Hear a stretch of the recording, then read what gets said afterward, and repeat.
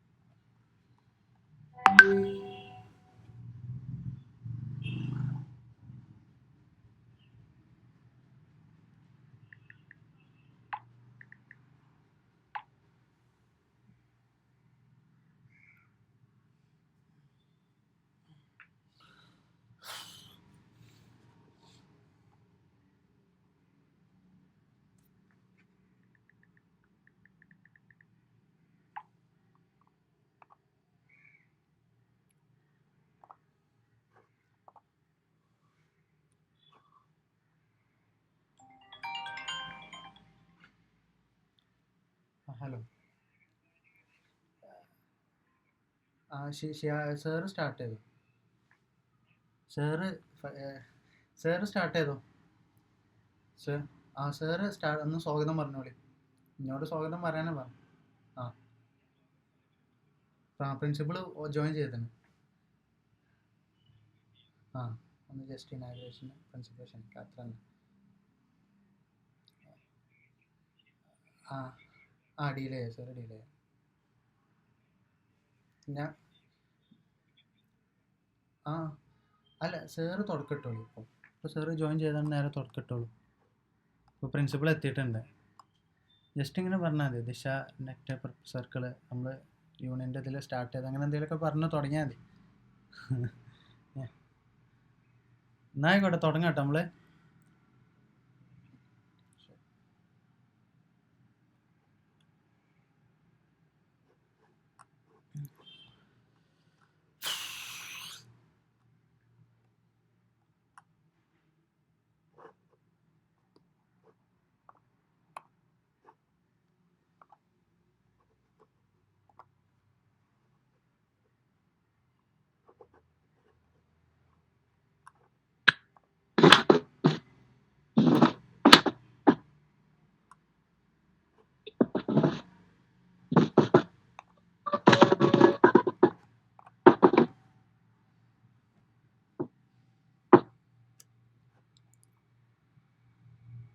അസ്സലാമു അലൈക്കും വറഹ്മത്തുള്ളാഹി തആല വബറകാതുഹു.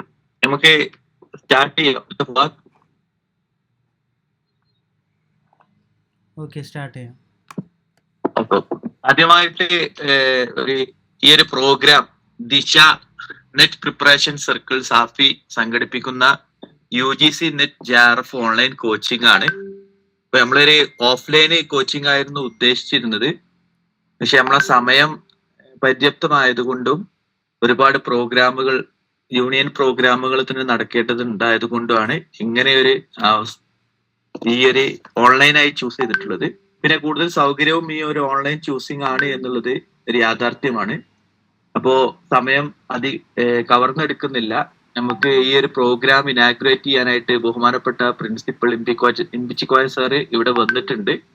അതുപോലെ തന്നെ വിഷയാവതരണത്തിനായിട്ട് സിദ്ദീഖ് മേൽമുറി, നമുക്കറിയാം 4 JRF തുടർച്ചയായിട്ട് 4 JRF-ഓളം നേടിയിട്ടുള്ള ഒരുപാട് നെറ്റിന്റെ ക്ലാസ് എടുത്തുകൊണ്ടിരിക്കുന്ന നിലവിൽ HST ആയിട്ട് വർക്ക് ചെയ്യുന്ന സിദ്ദീഖ് മേൽമുറി, അദ്ദേഹത്തെയും ഈ ഒരു വേദിയിലേക്ക് സ്വാഗതം ചെയ്യുകയാണ്. ആദ്യമായിട്ട് അതുപോലെ തന്നെ ആശംസ അറിയിക്കാനായിട്ട് നമ്മുടെ യൂണിയൻ അഡ്വൈസർ ആയിട്ടുള്ള ഷിയാബ് സാറും ഈ ഒരു പ്രോഗ്രാമിലുണ്ട്. ആദ്യമായിട്ട് ഈ ഇനാഗ്രേറ്റ് ചെയ്യാനായിട്ട് പ്രിൻസിപ്പൽ ഇമ്പിച്ചിക്കോയ സാറെ സ്വാഗതം ചെയ്യുന്നു. Good evening, resource person Dr. Siddiq Melmuri, Mr. Faisal, Mr. Shahab, എന്റെ ശബ്ദം കേൾക്കാമല്ലോ അല്ലെ?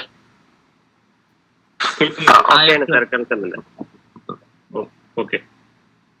ഏതായിരുന്നാലും ഈ സ്റ്റുഡൻസ് യൂണിയന്റെ ആഭിമുഖ്യത്തിൽ ഇങ്ങനെ ഒരു പ്രോഗ്രാം സംഘടിപ്പിച്ച് വളരെയധികം സന്തോഷമുണ്ട്. നമ്മുടെ കോളേജിൽ ഇപ്പൊ പഠിച്ചുകൊണ്ടിരിക്കുന്ന വിദ്യാർത്ഥികളും കഴിഞ്ഞ വർഷങ്ങളിൽ പഠിച്ചു പോയ വിദ്യാർത്ഥികളൊക്കെ അധ്യാപകരടക്കമുള്ള ആളുകൾ ഈ JRF എക്സാമിനേഷണൽ പ്രിപ്പറേഷൻ കുറച്ച് ഞങ്ങളായിട്ട് നടത്തിക്കൊണ്ടിരിക്കുകയാണ്. ഈ വർഷത്തിൽ 2 പ്രാവശ്യമായിട്ട് നടക്കുന്ന ഈ ഒരു പ്രോഗ്രാമിൽ നമ്മുടെ മിക്കവാറും നമ്മുടെ കുട്ടികളൊക്കെ പങ്കെടുക്കാറുണ്ട്. അത്യാവശ്യം കുഴപ്പമില്ലാത്ത റിസൾട്ട് ഉണ്ടാവാറ്. വളരെ ഒരു യൂണിയൻ ഇനിഷ്യേഷൻ എടുത്തുകൊണ്ട് ഇങ്ങനെ ഒരു പ്രോഗ്രാം നടത്തുന്നതിൽ വളരെയധികം സന്തോഷമുണ്ട്. ഞാൻ കൂടുതൽ സമയം ഇല്ല. പ്രത്യേകിച്ചും നമ്മൾ നേരത്തെ ഒരു രാത്രി സമയത്ത് ഷെഡ്യൂൾ ചെയ്തിരുന്ന പ്രോഗ്രാം കുറച്ചും കൂടി നമ്മൾ അറേഞ്ച് ചെയ്ത് നടത്തുകയാണല്ലോ. അപ്പൊ അതുകൊണ്ട് കുട്ടികളൊക്കെ എത്തിപ്പെടാനുള്ള കുറച്ചൊരു സാവകാശം ഉണ്ടാവാം. എന്നിരുന്നാലും നമുക്ക് ഇത് സമയത്തിനകത്ത് തീർക്കേണ്ടതുണ്ട്. അദ്ദേഹത്തിന് ഞാൻ മനസ്സിലാക്കുന്നത് സിദ്ദീഖിന് മറ്റു പ്രോഗ്രാമിൽ അറ്റൻഡ് ചെയ്യാനുണ്ട് എന്നുള്ളതുകൊണ്ടാണ് ഇത് നേരത്തെ ആക്കിയിട്ടുള്ളത്. ഏതായിരുന്നാലും ഈ ഒരു സംരംഭം വളരെ സക്സസ്ഫുൾ ആയി മാറട്ടെ എന്ന് ആത്മാർത്ഥമായിട്ട് ആശിക്കുകയും ചെയ്യണം. ഒരു കോളേജ് അധ്യാപകനാവണം അല്ലെങ്കിൽ യൂണിവേഴ്സിറ്റി അധ്യാപകനാവണം ആഗ്രഹിക്കുന്ന എല്ലാ ആളുകളും, അതേപോലെ കൂടി PhD ചെയ്യണം എന്ന് ആഗ്രഹിക്കുന്ന ആളുകളൊക്കെ ആഗ്രഹിക്കുന്ന ഒന്നാണ് ഈ ഒരു ഒന്നുകിൽ JRF മിനിമം ഒരു നെറ്റെങ്കിലും ക്വാളിഫൈ ചെയ്യുക എന്നുള്ളത്. പണ്ടത്തിൽ നിന്ന് വ്യത്യസ്തമായിട്ട് ഇപ്പൊ നെറ്റ് തന്നെ പല രീതിയിലുണ്ട്. JRF-ഓട് കൂടി നെറ്റ് ഉണ്ട്, നെറ്റ് ഫോർ അസിസ്റ്റന്റ് പ്രൊഫസർഷിപ്പ്, അല്ലെങ്കിൽ അതേപോലെ തന്നെ നെറ്റ് ഫോർ PhD ഉണ്ട്. PhD ചെയ്യണമെങ്കിലും ഒരു നെറ്റ് ആവശ്യമായി വരുന്ന ഒരു ഘട്ടത്തിലേക്കാണ് ഇപ്പോൾ വന്നിട്ടുള്ളത്. അപ്പോൾ നെറ്റ് ഫോർ PhD എന്നുള്ളത് ഏറ്റവും ഒരു ലോ ലെവലിലാണ് ഇപ്പോൾ ആളുകൾ കാണുന്നത്. ഇതൊക്കെ അപ്പുറത്തേക്ക് JRF ആണ് നമ്മുടെ എയിം ആവേണ്ടത്, പ്രത്യേകിച്ച് പറയേണ്ടതില്ലല്ലോ. JRF കിട്ടിക്കഴിഞ്ഞാൽ അവരെ സംബന്ധിച്ചിടത്തോളം ഫെലോഷിപ്പോട് കൂടി അല്ലെങ്കിൽ ഒരു UGC സാലറി തുല്യമായിട്ടുള്ള പണം ഫെലോഷിപ്പായി വാങ്ങി അവർക്ക് ഒരു പിന്നെ റിസർച്ച് ചെയ്യാൻ സാധിക്കുമെന്നുള്ളതാണ് അതിന്റെ ഏറ്റവും പ്രധാനപ്പെട്ട ഒരു പിന്നെ എന്ന് പറയുന്നത്. ഒരു 3 വർഷം കൊണ്ട് അല്ലെങ്കിൽ അത് ചിലപ്പോൾ എക്സ്റ്റെൻഡ് ചെയ്തുകൊണ്ട് കുറച്ചുകൂടി നേരത്തെ കൂടി അത് കിട്ടാനുള്ള സാധ്യതയുണ്ട്. അപ്പൊ ഏതായിരുന്നാലും ആ ഒരു രീതിയിലേക്ക് നിങ്ങൾക്ക് എല്ലാവർക്കും ഒരു JRF ഇല്ലെങ്കിൽ ഒരു നെറ്റെങ്കിലും നിങ്ങൾക്ക് ലഭ്യമാവട്ടെ. ഈ പങ്കെടുക്കുന്ന എല്ലാ ആളുകൾക്കും വിജയിക്കാൻ സാധിക്കട്ടെ എന്ന് ആത്മമായി ആശിച്ചുകൊണ്ട് പ്രാർത്ഥിച്ചുകൊണ്ട് പ്രോഗ്രാമിന്റെ ഔപചാരികമായ ഉദ്ഘാടനം നിർവഹിച്ചതായി അറിയിക്കുന്നു. എല്ലാവർക്കും ഒരിക്കൽ കൂടി ഈ ആശംസകൾ. Thank you. Thank you sir. വളരെ ഹ്രസ്വമായിട്ട് എന്താണ് നെറ്റ് JRF പരീക്ഷ എന്നുള്ളതൊക്കെ സാറ് ഉദ്ഘാടന പ്രഭാഷണത്തിൽ സൂചിപ്പിച്ചു. 3 കാറ്റഗറി എന്നുള്ളത് പ്രത്യേകം സൂചിപ്പിക്കുകയും അതിലെ ഉയർന്ന കാറ്റഗറി ആയിട്ടുള്ള JRF എന്ന് മാത്രം നിങ്ങൾ സ്വപ്നം കാണണം. അതായിരിക്കണം ഈ ഒരു കോച്ചിങ്ങിന്റെ ഒരു റിസൾട്ടായി വരേണ്ടത് എന്നുള്ളത് സാറ് സൂചിപ്പിച്ചു. പ്രത്യേകം തിരക്കിനിടയിൽ ഈ ഒരു പ്രോഗ്രാമിന് വന്നതിന് പ്രത്യേകം നന്ദി അറിയിക്കുകയാണ്. ഇനി അടുത്തതായിട്ട് നമുക്ക് ഒരു ആശംസ അറിയിക്കുന്നത് ബഹുമാനപ്പെട്ട ഷിഹാബ് സാറാണ്. യൂണിയൻ അഡ്വൈസർ കൂടിയായിട്ടുള്ള ഷിഹാബ് സാറെ ഈ ഒരു പരിപാടിയിലേക്ക് ആശംസാ പ്രഭാഷണത്തിന് ക്ഷണിക്കുന്നു. നമസ്കാരം. പിന്നെ നമ്മുടെ ഈ പ്രോഗ്രാം ഇനാഗുറേറ്റ് ചെയ്ത നമ്മുടെ പ്രിയപ്പെട്ട പ്രിൻസിപ്പൽ സാറ്, അതേപോലെ ഇന്ന് നമുക്ക് തിരക്കുകൾക്കിടയിൽ വന്നിട്ടുള്ള നമ്മുടെ ഡോക്ടർ സിദ്ദീഖ് സാറ്, ഒന്നും പറയുന്നില്ല, എല്ലാവിധ ആശംസകളും. മാക്സിമം എല്ലാവർക്കും JRF കിട്ടാൻ പ്രാർത്ഥിക്കാം, അതിനുള്ള പരിശ്രമവും നടത്താം. എല്ലാവിധ ആശംസകളും. ഇനി നമുക്ക് ക്ലാസ്സിലേക്ക് നേരിട്ട് കിടക്കാം, സമയം കവർന്നെടുക്കുന്നില്ല. Okay, thank you. ഓക്കെ, വളരെ ചുരുങ്ങിയ സമയങ്ങളിൽ ആശംസ അറിയിച്ച ഷിയാബ് സാറിന്. അതുപോലെ തന്നെ ഇനി ബഹുമാനപ്പെട്ട സിദ്ദീഖ് സാറെ ക്ലാസ് ആണ്. നമ്മൾ സമയം കവരുന്നില്ല, നേരെ വിഷയത്തിലേക്ക് കിടക്കുകയാണ്. ഇന്ന് നമുക്ക് സാറ് ഒരു ഓറിയന്റേഷൻ എങ്ങനെയായിരിക്കണം കാര്യങ്ങൾ എന്നുള്ളതൊക്കെ പേപ്പർ 1 കുറിച്ച് നമുക്ക് പറഞ്ഞുതരും. തുടർന്നുള്ള ദിവസങ്ങളിൽ സാർ ഓരോരോ ക്ലാസ്സുകൾ ഉണ്ടാവും ഇൻഷാ അല്ലാഹ്. അപ്പൊ ഓക്കെ, സാറെ പ്രത്യേകം ക്ഷണിക്കുകയാണ് ഈ ഒരു പ്രോഗ്രാമിൽ.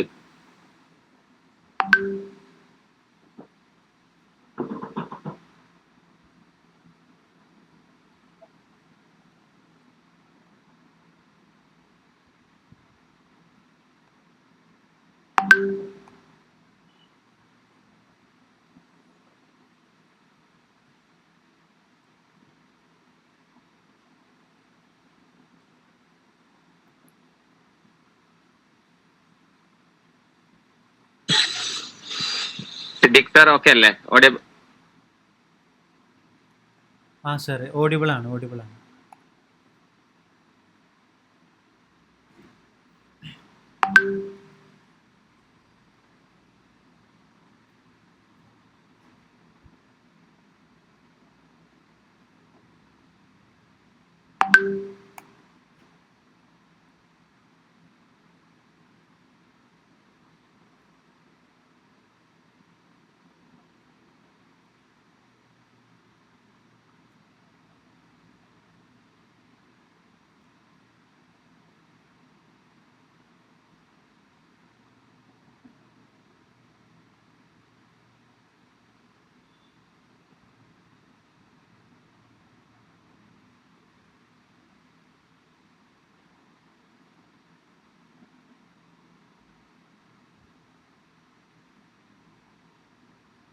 ഹലോ,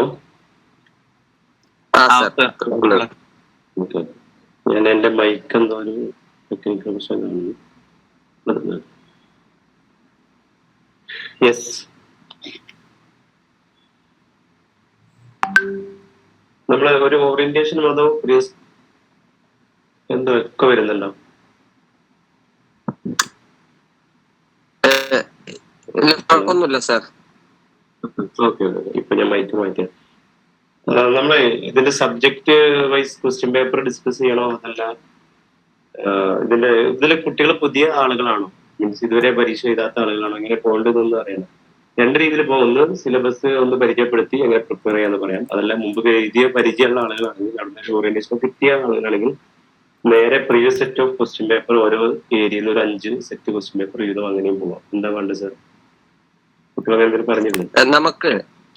നമുക്ക് ഇതില് ഫസ്റ്റ് 5 മിനിറ്റ് ജസ്റ്റ് ഐഡിയ കൊടുത്തിട്ടെ ബാക്കിയുള്ള സമയം നമുക്ക് ക്വസ്റ്റ്യൻ അനാലിസിസിലേക്ക് മൂവ് ചെയ്യാം. എന്നാല് എല്ലാവർക്കും ഓക്കെ ആയിരിക്കും. കുറെ ഫസ്റ്റ് ടൈം ആണെന്ന് മെസ്സേജ് ചെയ്തു. ഞാൻ ഒരു പെട്ടെന്ന് പറഞ്ഞു പോകും, കാരണം എക്സാം അടുത്തുകൊണ്ട് കുറെ ആളുകൾ ഇതിനെ കുറിച്ച് ഒരു ധാരണ ഉണ്ടാവും. അപ്പൊ ഞാൻ പെട്ടെന്ന് ഇതിന്റെ ഒരു ഇൻട്രോ പറഞ്ഞിട്ട് പോകും. ഇനി അതിനുശേഷം നിങ്ങൾക്ക് എന്തെങ്കിലും ഡൗട്ടുകൾ ആ ഏരിയയിൽ നിന്ന് വരികയാണെങ്കിൽ നമുക്കത് ഡിസ്കസ് ചെയ്യാം. ഓക്കെ, അപ്പൊ നമുക്ക് ആദ്യമായി സഫി കോളേജിലെ ടീമിനോട് നന്ദി പറയുന്നു എന്നെ ഈ പരിപാടിക്ക് ക്ഷണിച്ചതിന്. പിന്നെ നിങ്ങൾ സാറ് പറഞ്ഞ ഇൻട്രൊഡക്ഷനിൽ പറഞ്ഞതിൽ 4 ടൈം JRF അല്ല 3 തവണ JRF എന്നുള്ളതാണ്. പിന്നെ എന്തായാലും പോട്ടെ, ഇവിടെ നമ്മൾ നോക്കേണ്ടത് UGC നെറ്റ് പരീക്ഷ നമ്മുടെ പ്രിൻസിപ്പള് സൂചിപ്പിച്ച പോലെ തന്നെ ഇന്ന് PhD എന്നതിന്റെ ഇമ്പോർട്ടൻസ് എല്ലാവർക്കും അറിയാം. നിങ്ങൾ ആ ഇമ്പോർട്ടൻസ് അറിഞ്ഞതുകൊണ്ടാണ് നിങ്ങൾ ഇവിടെ മുന്നിലിരിക്കുന്നത്. PhDയുടെ മൂന്നാമത്തെ 3 കാറ്റഗറിയിൽ ഏറ്റവും മേലെ JRF, അതിനപ്പുറത്തേക്കൊന്നും നമ്മൾ പ്രതീക്ഷിക്കുന്നില്ല, നമ്മളൊന്നും പ്ലാൻ ചെയ്യുന്നില്ല. ഈ JRF കൊണ്ട് ഫെലോഷിപ്പ് കൊണ്ട് എന്താണ് നമുക്ക് ഉള്ള ബെനിഫിറ്റ്സ് നിങ്ങൾക്കറിയാം. ഇന്ന് നോക്കുകയാണെങ്കിൽ ഏകദേശം 28 lakh rupees ആണ് നമുക്ക് ഫെലോഷിപ്പ് ആയിട്ട് കിട്ടുക. 5 വർഷം ഒരാൾ PhD ചെയ്യുകയാണെങ്കിൽ നിങ്ങൾ മന്ത്ലി നിങ്ങളെ ഇത് കാൽക്കുലേറ്റ് ചെയ്ത് നോക്കുക, നമുക്ക് മനസ്സിലാവും. കുട്ടികൾ ശ്രദ്ധിക്കുക, 28 lakh rupees will be the amount, total amount. അപ്പൊ ഇത് നമുക്ക് ഫെലോഷിപ്പിന്റെ ഒരു ഫിനാൻഷ്യൽ മാറ്റർ ആണ് ഈ പറയുന്നത്. പിന്നെ ബാക്കി സർവീസിൽ കയറിയുള്ള കാര്യങ്ങളും ഇന്ന് ഈവൻ സെൽഫ് ഫിനാൻസിങ് കോളേജുകളിലാണെങ്കിൽ പോലും നെറ്റ് PhDയിലെ ആളുകൾക്കാണ് ഇമ്പോർട്ടൻസ് ഉള്ളത്. അപ്പൊ അതുകൊണ്ട് തന്നെ നമുക്ക് ഇതിന്റെ ഇമ്പോർട്ടൻസ് അറിയാം. പിന്നെ JRF ഉള്ള ഒരാളെ സംബന്ധിച്ചിടത്തോളം ഇന്റർവ്യൂവിന് പോകുന്ന സമയത്ത് നെറ്റുള്ള ആളേക്കാൾ അയാൾക്ക് മുൻഗണന മാർക്ക് കൂടുതൽ കിട്ടുന്നുണ്ട്. അതേപോലെ PhD ഉണ്ടെങ്കിൽ അതിലേറെ മാർക്കാണ് നമുക്കറിയാം. അപ്പൊ ഇന്ന് നമ്മൾ ഏറ്റവും കൂടുതൽ PhD JRF കാര്യങ്ങളാണ് ഫോക്കസ് ചെയ്യുന്നത്. അപ്പോ പിന്നെ സർവീസ് അതിന്റെ ബാക്കി കാര്യങ്ങളൊക്കെ നിങ്ങൾ ക്ലാസ്സിലൊക്കെ ടീച്ചേഴ്സ് പറയുന്നുണ്ട്, ഞാൻ അതിലേക്ക് പോകുന്നില്ല. ഇവിടെ നമ്മൾ നെറ്റ് പരീക്ഷ സാർ പറഞ്ഞു, പ്രിൻസിപ്പൽ സാർ പറഞ്ഞു 2 ടൈമാണ് നടക്കുന്നത്. ഇപ്പൊ ഡിസംബർ നടക്കാൻ പോകുന്നു, അടുത്തിന് ജൂണിൽ ഉണ്ടാവും. എല്ലാ ഡിസംബർ ജൂൺ സൈക്കിൾ ഉണ്ടാവും. ഇതില് അസിസ്റ്റന്റ് പ്രൊഫസർ ആവുക അതാണ് ഏറ്റവും പ്രധാനപ്പെട്ട ഇതിനെ ഫോക്കസ് ചെയ്യുന്ന ആളുകൾ. ഒരു വർഷം ഒരു ഏകദേശം 12 ലക്ഷം ആളുകൾ ഇതിന് അപ്ലൈ ചെയ്യുന്നുണ്ട്. ഞാൻ ഷോർട്ടാക്കി പറയണേ, നിങ്ങൾ ഒരു ഐഡിയക്ക് വേണ്ടി. അതിലൊരു 6 to 8 lakh ആളുകൾ ഓരോ തവണയും എക്സാം എഴുതുന്നു. ഓരോ സൈക്കിളിലും അറൌണ്ട് 12 lakh അപ്ലിക്കൻസ്, അതിൽ 6 lakh അപ്ലിക്കൻസ് അപ്പിയർ ചെയ്യുന്നുണ്ട്, എക്സാമിന് അപ്പിയർ ചെയ്യുന്നുണ്ട്. ഔട്ട് ഓഫ് ദിസ് ഇനിയാണ് ശ്രദ്ധിക്കേണ്ടത്, 50,000 ആളുകളാണ് നെറ്റ് ക്വാളിഫൈ ചെയ്യുന്നത്. അപ്രോക്സിമേറ്റ് വാല്യൂ ആണ് കേട്ടോ, 50,000, 50 to 60. ഇതിൽ തന്നെ ഇതിന്റെയും JRF ക്വാളിഫൈ ചെയ്ത് നമ്മൾ അറൌണ്ട് 5,000 ആളുകൾ, എല്ലാ സബ്ജക്റ്റും കൂടിയിട്ട് 5,000 ആളുകളാണ് JRF ക്വാളിഫൈ ചെയ്യുന്നത്. അപ്പൊ നമ്മൾ നോക്കേണ്ടതെന്ന് വെച്ചാൽ ഈ 5,000 നമ്മൾ 1% ഓഫ് ദി എന്താണ് ക്വാളിഫൈഡ് ആയ അല്ലെങ്കിൽ അപ്പിയർ ചെയ്ത് അതിൽ ക്വാളിഫൈ ചെയ്ത ആളുടെ 1%, around 6% of the qualified persons holds net. ഈ ഒരു കാര്യം നമ്മുടെ മൈൻഡിൽ ഉണ്ടാവണം. നെറ്റ് കിട്ടുന്നത് അറൌണ്ട് 6% ആണ്. അപ്പൊ ഇന്ത്യയിലെ 1%ലേക്ക് എത്താൻ വേണ്ടി നമ്മൾ എന്ത് ചെയ്യണം? നമ്മൾ അതിനനുസരിച്ച് ഒന്ന് പ്രിപ്പയർ ചെയ്യണം. ഇതിന് കുറെ ആളുകൾക്ക് ഇത് ഭയങ്കര ഇങ്ങനെ ഡാറ്റകളൊക്കെ പറയുമ്പോൾ ഭയങ്കര ഇതായിട്ട് തോന്നും. ഇത് ഭയങ്കര ബുദ്ധിമുട്ടുള്ള സംഭവം അല്ലേ, ഓൾ ഇന്ത്യ ലെവലിലുള്ള എക്സാം അല്ലേ, അങ്ങനെ തോന്നും. ഞാൻ സാധാരണ കുട്ടികളോട് പറയാറുള്ളത്, ഇപ്പോ എന്റെ മുന്നിലിരിക്കുന്ന ആളുകൾ സാഫി കോളേജിലെ കുട്ടികളാണ്, സ്റ്റുഡൻസ് ആണെന്നാണ് എന്റെ ധാരണ, PG-കാരായിരിക്കും. നിങ്ങളോട് പറയുന്നത് നിങ്ങൾക്ക് റെഗുലർ ആയിട്ടാണ് ഈ PG ചെയ്യുന്നത്. ഇൻട്രൊഡക്ഷനിൽ സാറ് പറഞ്ഞു, പിന്നെ എനിക്ക് എന്നെ കുറിച്ച് പറയുന്നത്, ഞാൻ 3 തവണ JRF ക്വാളിഫൈ ചെയ്തു. കൊമേഴ്സിൽ 2 തവണയും മാനേജ്മെന്റിൽ 1 തവണയും, പിന്നെ 4 തവണ നെറ്റ്. അത് അപ്പൊ ഞാൻ ഇത്രയും ക്വാളിഫൈ ചെയ്തിട്ടുണ്ടെങ്കിലും എന്റെ PG ഞാൻ ഡിസ്റ്റന്റ് ആയിട്ടാണ് ചെയ്തത്. ഡയറക്റ്റ് റെഗുലർ PG നിങ്ങളൊക്കെ ചെയ്യുന്ന പോലെ റെഗുലർ ആയിട്ട് PG ചെയ്യാൻ പറ്റില്ല. അതെനിക്ക് സാമ്പത്തികമായിട്ട് ഒരുപാട് ബുദ്ധിമുട്ടും കുടുംബത്തിന്റെ കുറെ കാര്യങ്ങൾ നോക്കണം, ഉത്തരവാദിത്തങ്ങൾ കുറെ ഇതുള്ളത് കൊണ്ടായിരുന്നു. അപ്പൊ ഞാൻ പറയുന്നത് എന്താ വെച്ചാൽ, റെഗുലർ ആയിട്ട് ഡിസ്റ്റൻസ് ആയിട്ട് ചെയ്യുന്നത് മോശമൊന്നുമല്ല. പക്ഷെ എനിക്ക് ഒരു സങ്കടം ഡിസ്റ്റന്റ് ആയി PhD ഡിഗ്രി ചെയ്തു എന്നുള്ളത്. എനിക്ക് റെഗുലർ ചെയ്യാൻ പറ്റിയില്ല. ഡിഗ്രി അല്ല PG, ഡിഗ്രി റെഗുലർ തന്നെ ചെയ്യുന്നത്. ഡിസ്റ്റന്റ് ആയിട്ട് ഡിഗ്രി ചെയ്തിട്ട് 3 തവണ JRF എനിക്ക് കിട്ടിയിട്ടുണ്ടെങ്കിൽ റെഗുലർ ആയി ചെയ്യുന്ന നിങ്ങൾക്ക് എത്ര തവണയും കിട്ടും, എല്ലാ വിഷയങ്ങളും കിട്ടും. നിങ്ങൾ മനസ്സ് വെക്കണം മാത്രം. 2026 2026 നമ്മുടെ വർഷമാവണം, നമ്മുടെ JRF ഇയർ ആവണം. അതിന് വെൽ പ്ലാൻഡ് ആയിട്ട് നമ്മൾ പ്രിപ്പയർ ചെയ്യണം. ഒരുപാട് പഠിക്കുക എന്നുള്ളതിന് അപ്പുറത്തേക്ക് സിലബസിന്റെ, ഞാൻ ആ സിലബസ് ബേസുള്ള കാര്യങ്ങൾ പറയാം. സിലബസ് ബേസുള്ള കാര്യങ്ങൾ നോക്കിയിട്ട് ഓരോ ഏരിയയിലും എന്തൊക്കെ നോക്കണം, ഞാൻ ഇനി വരുന്ന ക്ലാസ്സിന്റെ അതിന്റെ ശേഷം ക്വസ്റ്റ്യൻസ് ഡിസ്കസ് ചെയ്ത് പോകും. ഒരു സ്ട്രക്ചേർഡ് ആയിട്ട് സിസ്റ്റമാറ്റിക് ആയിട്ട് നമ്മൾ പ്രിപ്പയർ ചെയ്യുകയാണെങ്കിൽ വളരെ സിമ്പിൾ ആണ്. ഭയങ്കര ഒരു ബുദ്ധിമുട്ടൊന്നും സംഭവം. ഇനി ചില ക്വസ്റ്റ്യൻ ഉത്തരം കിട്ടിയില്ലെങ്കിൽ എങ്ങനെ ഉത്തരം എഴുതാൻ നമുക്കൊരു ലോജിക്ക് ഉണ്ടാവണം. ആ ലോജിക്ക് നമുക്ക് ഓരോ ക്വസ്റ്റ്യൻ വഴി ചെയ്യുന്ന സമയത്ത് നോക്കാം. പിന്നെ ഫസ്റ്റ് പേപ്പർ ആദ്യം എഴുതുന്ന ആളുകളൊന്ന് ശ്രദ്ധിക്കാം. നമുക്ക് 2 പേപ്പറാണുള്ളത്, പേപ്പർ 1, പേപ്പർ 2. നമ്മൾ പേപ്പർ 1 ആണ് ഇവിടെ ഡിസ്കസ് ചെയ്യുന്നത്. പേപ്പർ 2 നിങ്ങളെ കോർ സബ്ജക്ട്, കൊമേഴ്സോ എക്കണോമിക്സോ ഇസ്ലാമിക് ഹിസ്റ്ററിയോ ഇംഗ്ലീഷോ എന്താണ് അത്. അതിൽ പേപ്പർ 1 10 ടോപ്പിക്കാണുള്ളത്. ആ ടോപ്പിക് ഞാൻ ഇന്ന് ഇൻട്രോ കാണിച്ചു തരാം അടുത്ത സ്ലൈഡിൽ. പേപ്പർ 2 10 ടോപ്പിക്കാണ് ഉണ്ടാവുക, നിങ്ങളെ കോർ സബ്ജക്ട്. പേപ്പർ 2 നിങ്ങൾ PG പഠിക്കുന്നത് കൊണ്ട് ഏറെക്കുറെ ഒരു ധാരണ 100% ഉണ്ടെങ്കിൽ ഏറെക്കുറെ ഒരു ധാരണ കുറിച്ചുണ്ടാവും. കുറെ നമുക്ക് എഴുതാൻ പറ്റും, എന്നാലും കുറെ നമ്മൾ നോക്കേണ്ടതുണ്ട്. പക്ഷേ ഫസ്റ്റ് പേപ്പറിൽ 10 ടോപ്പിക്കിൽ നമുക്ക് ചിലപ്പോൾ അറിയാത്തത് കുറെ ഉണ്ട്. BEd കഴിഞ്ഞ ആളുകളാണെങ്കിൽ അവർക്ക് ടീച്ചിങ് ആപ്റ്റിറ്റ്യൂഡ് എന്നൊരു ടോപ്പിക് ഉണ്ട്, അത് അവർക്ക് സിമ്പിൾ ആയിരിക്കും. കൊമേഴ്സ് ഇക്കണോമിക്സ് ഒക്കെ പഠിക്കുന്ന ആളുകൾ റിസർച്ച് മെത്തഡോളജി പഠിക്കുന്നുണ്ടാവും. അങ്ങനെയാണെങ്കിൽ ഈ ടോപ്പിക് അവർ കുറെയൊക്കെ സിമ്പിൾ ആയിരിക്കും, എന്നാലും അതിന് കുറെ ക്വസ്റ്റ്യൻസ് വേറെ വരും. ഡിഗ്രിക്കോ PGക്കോ പഠിച്ചിട്ട് ഒരു ധാരണ ഉണ്ടാവും. ലാംഗ്വേജ് പഠിക്കുന്ന ആളുകൾ കമ്മ്യൂണിക്കേഷൻ എന്ന് പറയുന്ന ടോപ്പിക്ക് പഠിച്ചിട്ടുണ്ടായിരിക്കും. അതുപോലെ കമ്മ്യൂണിക്കേഷൻ, അതിന്റെ ടൈപ്പ് ഓഫ് കമ്മ്യൂണിക്കേഷൻ കുറെ കാര്യം സിലബസ് കാണിക്കാം, അത് അവർക്ക് സിമ്പിൾ ആണ്. പക്ഷെ കൊമേഴ്സുകാർക്കും മറ്റുള്ള ചിലപ്പോൾ അത് ടഫായിരിക്കും. ഇനി ഇംഗ്ലീഷ് ഡിപ്പാർട്ട്മെന്റിൽ പഠിക്കുന്ന കുട്ടികൾക്ക് റീഡിംഗ് കോംപ്രിഹെൻഷൻ എന്നൊരു ടോപ്പിക് ഉണ്ട്. നമ്മൾ ആ 10 ടോപ്പിക്കിൽ ഒന്ന് റീഡിംഗ് കോംപ്രിഹെൻഷൻ. റീഡിംഗ് കോംപ്രിഹെൻഷൻ അവർക്ക് സിമ്പിൾ ആയിരിക്കും, പക്ഷെ ബാക്കിയുള്ള കൊമേഴ്സുകാർക്കും ഇക്കണോമിക്സ് ചിലപ്പോൾ ലാംഗ്വേജ് അത്ര ഇല്ലെങ്കിൽ സിമ്പിൾ ആയിക്കോണമെന്നില്ല. ഇതിനൊക്കെ പുറമെ മാത്തമാറ്റിക്കൽ റീസണിങ് പോലെയുള്ള ചില ടോപ്പിക്കുകൾ, ഡാറ്റ ഇന്റർപ്രിട്ടേഷൻ, ICT, ഇങ്ങനെ കുറെ ടോപ്പിക്കുകളുണ്ട്. ഇതിൽ ചിലത് നമ്മൾ ഇരുന്ന് ലോജിക്കൽ റീസണിങ്, ഇതിൽ ചിലത് നമ്മൾ ഇരുന്ന് തന്നെ പഠിക്കും. ഞാൻ ഓരോ സിലബസ് ബേസിൽ പറയാം. ഇനി ഇപ്പൊ ഇതാണ് ടോപ്പിക് വൈസ്, ഞാൻ അടുത്ത സ്ലൈഡിൽ കാണിക്കാം. 10 ടോപ്പിക് ഫസ്റ്റ് പേപ്പറിലും 10 ടോപ്പിക് സെക്കൻഡ് പേപ്പറിലും ഉണ്ടായിരിക്കും. അതിന്റെ ഡീറ്റെയിൽ സിലബസ് ഇന്ന് തന്നെ ചെയ്യേണ്ടത്. നിങ്ങൾ നെറ്റ് പരീക്ഷയ്ക്ക് സീരിയസ് ആയിട്ട് എടുക്കുകയാണെങ്കിൽ, JRFന് വേണ്ടി കാര്യമായിട്ട് പ്രിപ്പയർ ചെയ്യുകയാണെങ്കിൽ നിങ്ങൾ ചെയ്യേണ്ടത് ഇതിന്റെ സിലബസ് എന്ത് ചെയ്യണം, സിലബസ് പ്രിന്റ് ചെയ്യുക. നിങ്ങൾ എത്ര ആളുടെ കയ്യിൽ സിലബസ് ഉണ്ട്, പ്രിന്റഡ് ഉണ്ടെന്ന് നോക്കുക. പ്രിന്റഡ് സിലബസ് കയ്യിലെങ്കിൽ നിങ്ങൾ പ്രിപ്പറേഷൻ തുടങ്ങിയതാണ്. കാരണം നമ്മളെ മൊബൈലിൽ ഇത് PDF വെച്ചിട്ട് കാര്യമില്ല. ഇത് പ്രിന്റ് ചെയ്ത് എന്ത് ചെയ്യാന്ന് ഞാൻ അടുത്ത സ്ലൈഡ് കാണിക്കുന്ന എന്തൊക്കെ പറയാനുള്ളത്. സിലബസ് ഇന്ന് തന്നെ പോയിട്ട് അല്ലെങ്കിൽ നാളെ പോയിട്ട് പ്രിന്റ് ചെയ്യണം എന്നാണ് പണി. ഇനി ഇതിന്റെ മാർക്കാണ് പറയാനുള്ളത്. മാർക്ക് ഞാൻ ഈ ഇൻട്രോ വേഗം എന്ന് പറയാനുണ്ട്. കുറെ ആളുകൾ സെക്കൻഡ് ടൈം മെസ്സേജ് ചെയ്തുകൊണ്ട് അവർക്ക് ഇങ്ങനെ ബോറായി തോന്നുന്നത് കരുതിയിട്ടാണ്. ഫസ്റ്റ് പേപ്പറിൽ 10 ടോപ്പിക്ക് ഞാൻ പറഞ്ഞു.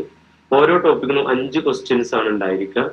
ഓരോ ക്വസ്റ്റ്യനും 2 മാർക്കാണ് ഉണ്ടാവും. അങ്ങനെ നമുക്ക് ടോട്ടൽ 100 മാർക്കാണ് ഇതിലുണ്ടാവുക. 100 മാർക്ക് ഫസ്റ്റ് പേപ്പറിൽ 100 മാർക്ക് ഉണ്ടായിരുന്നു. 100 മാർക്കാണ് ക്വസ്റ്റ്യൻ ഉണ്ടാവുക. 50 ക്വസ്റ്റ്യൻ 10 ടോപ്പിക്കിൽ 5 ചെയ്തപ്പോൾ 50 ക്വസ്റ്റ്യൻ, 50 × 2. ഒരു ക്വസ്റ്റ്യൻ നമ്മൾ എഴുതിയ 2 മാർക്ക് ഇട്ട് തരും. ഇനി സെക്കൻഡ് പേപ്പറിൽ ഇതേപോലെ തന്നെയാണ്. പേപ്പർ 2 നമുക്ക് 100 ക്വസ്റ്റ്യൻ ഉണ്ടായിരിക്കും.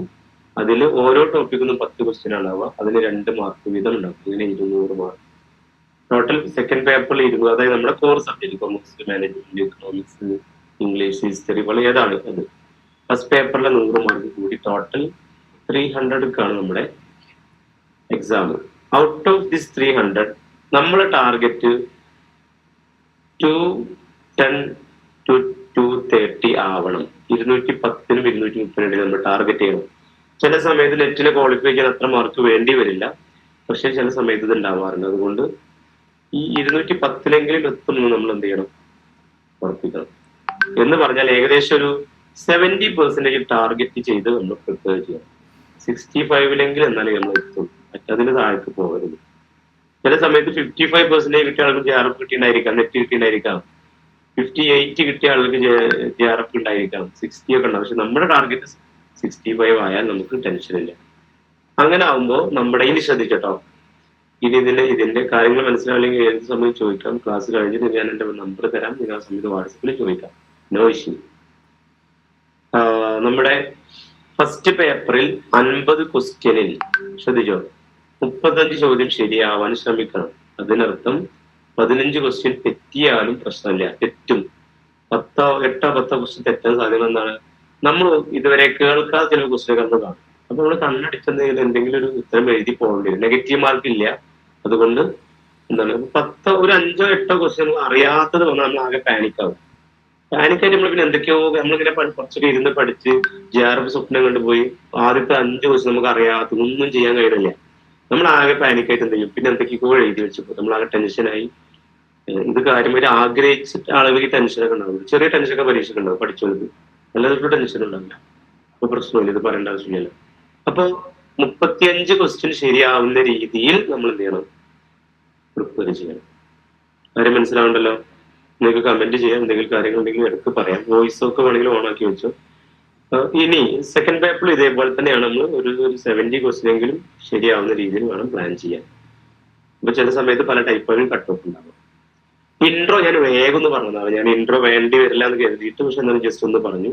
ഇനി ഒറ്റ കാര്യം കൂടെ, UGC നെറ്റ് പരീക്ഷ ക്വാളിഫൈ ചെയ്താൽ JRFന്റെ കാര്യങ്ങൾ, JRF കിട്ടിയാൽ നമുക്ക് എന്താണ് കാര്യങ്ങൾ, ഫെലോഷിപ്പ് ഒക്കെ ഞാൻ പറഞ്ഞു. ഓരോ മാസം അറൌണ്ട് 42,000 to 51,000 ആണ് നമുക്ക് എന്ത് കിട്ടുന്നത്, ഫെലോഷിപ്പ് കിട്ടുന്നത്. അതൊക്കെ നിങ്ങൾ കണക്കുകൾ നിങ്ങൾക്ക് അറിയണമെന്ന് തോന്നുന്നുണ്ട്.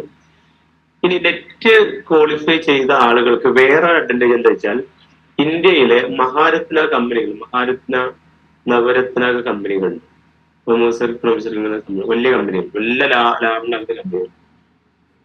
ഇത്തരം public sector undertaking public government കമ്പനികളിൽ നിന്നാണ് എക്സിക്യൂട്ടീവ് പോസ്റ്റിലേക്ക് അപ്പോയിന്റ്മെന്റ് നടത്തുമ്പോൾ അവിടെയും നെറ്റ് കിട്ടിയ ആളുകൾക്ക് ഡയറക്റ്റ് ഇന്റർവ്യൂ ഉണ്ടാവാറുള്ളത്. അവർക്ക് എൻട്രൻസ് വേറെ ഉണ്ടാവാറില്ല. അപ്പൊ അതും ഇതിന്റെ ഒരു അഡ്വാൻറ്റേജ് ആണ്. ഇന്നത്തെ ടീച്ചിങ് ആണ് നമ്മുടെ സ്വപ്നമെങ്കിൽ, ടീച്ചിങ് മേഖലയിലേക്ക് കടന്നവരാണ് നമ്മൾ ആഗ്രഹം എന്തെങ്കിലും എന്ത് ചെയ്യണം, ഇതിനെ കാര്യമായിട്ട് ഒന്ന് ട്രൈ ചെയ്യണം. അപ്പൊ അത് പിന്നെ സ്വപ്നം ഉണ്ടെങ്കിൽ നമുക്ക് ഇതെന്തായാലും ഫ്രീ ടൈമിലൊക്കെ ഇത് നോക്കി ഇതിനൊരു 2-3 മണിക്കൂറെങ്കിലും ഇപ്പൊ ഈ വരുന്ന പരീക്ഷക്ക് നിങ്ങൾ ക്വാളിഫൈ ചെയ്യാൻ പറ്റട്ടെ.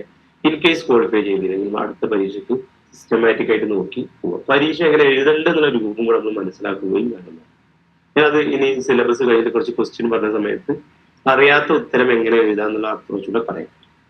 ഞാനൊന്ന് സ്പീഡ് പറഞ്ഞത് ക്വസ്റ്റ്യനിൽ പോകാനുള്ള ആവശ്യമാണ്. കാരണം പരീക്ഷ ഒരു 2 ആഴ്ച കഴിഞ്ഞാൽ പരീക്ഷ ആയല്ലോ എന്നുള്ളതുകൊണ്ടാണ്.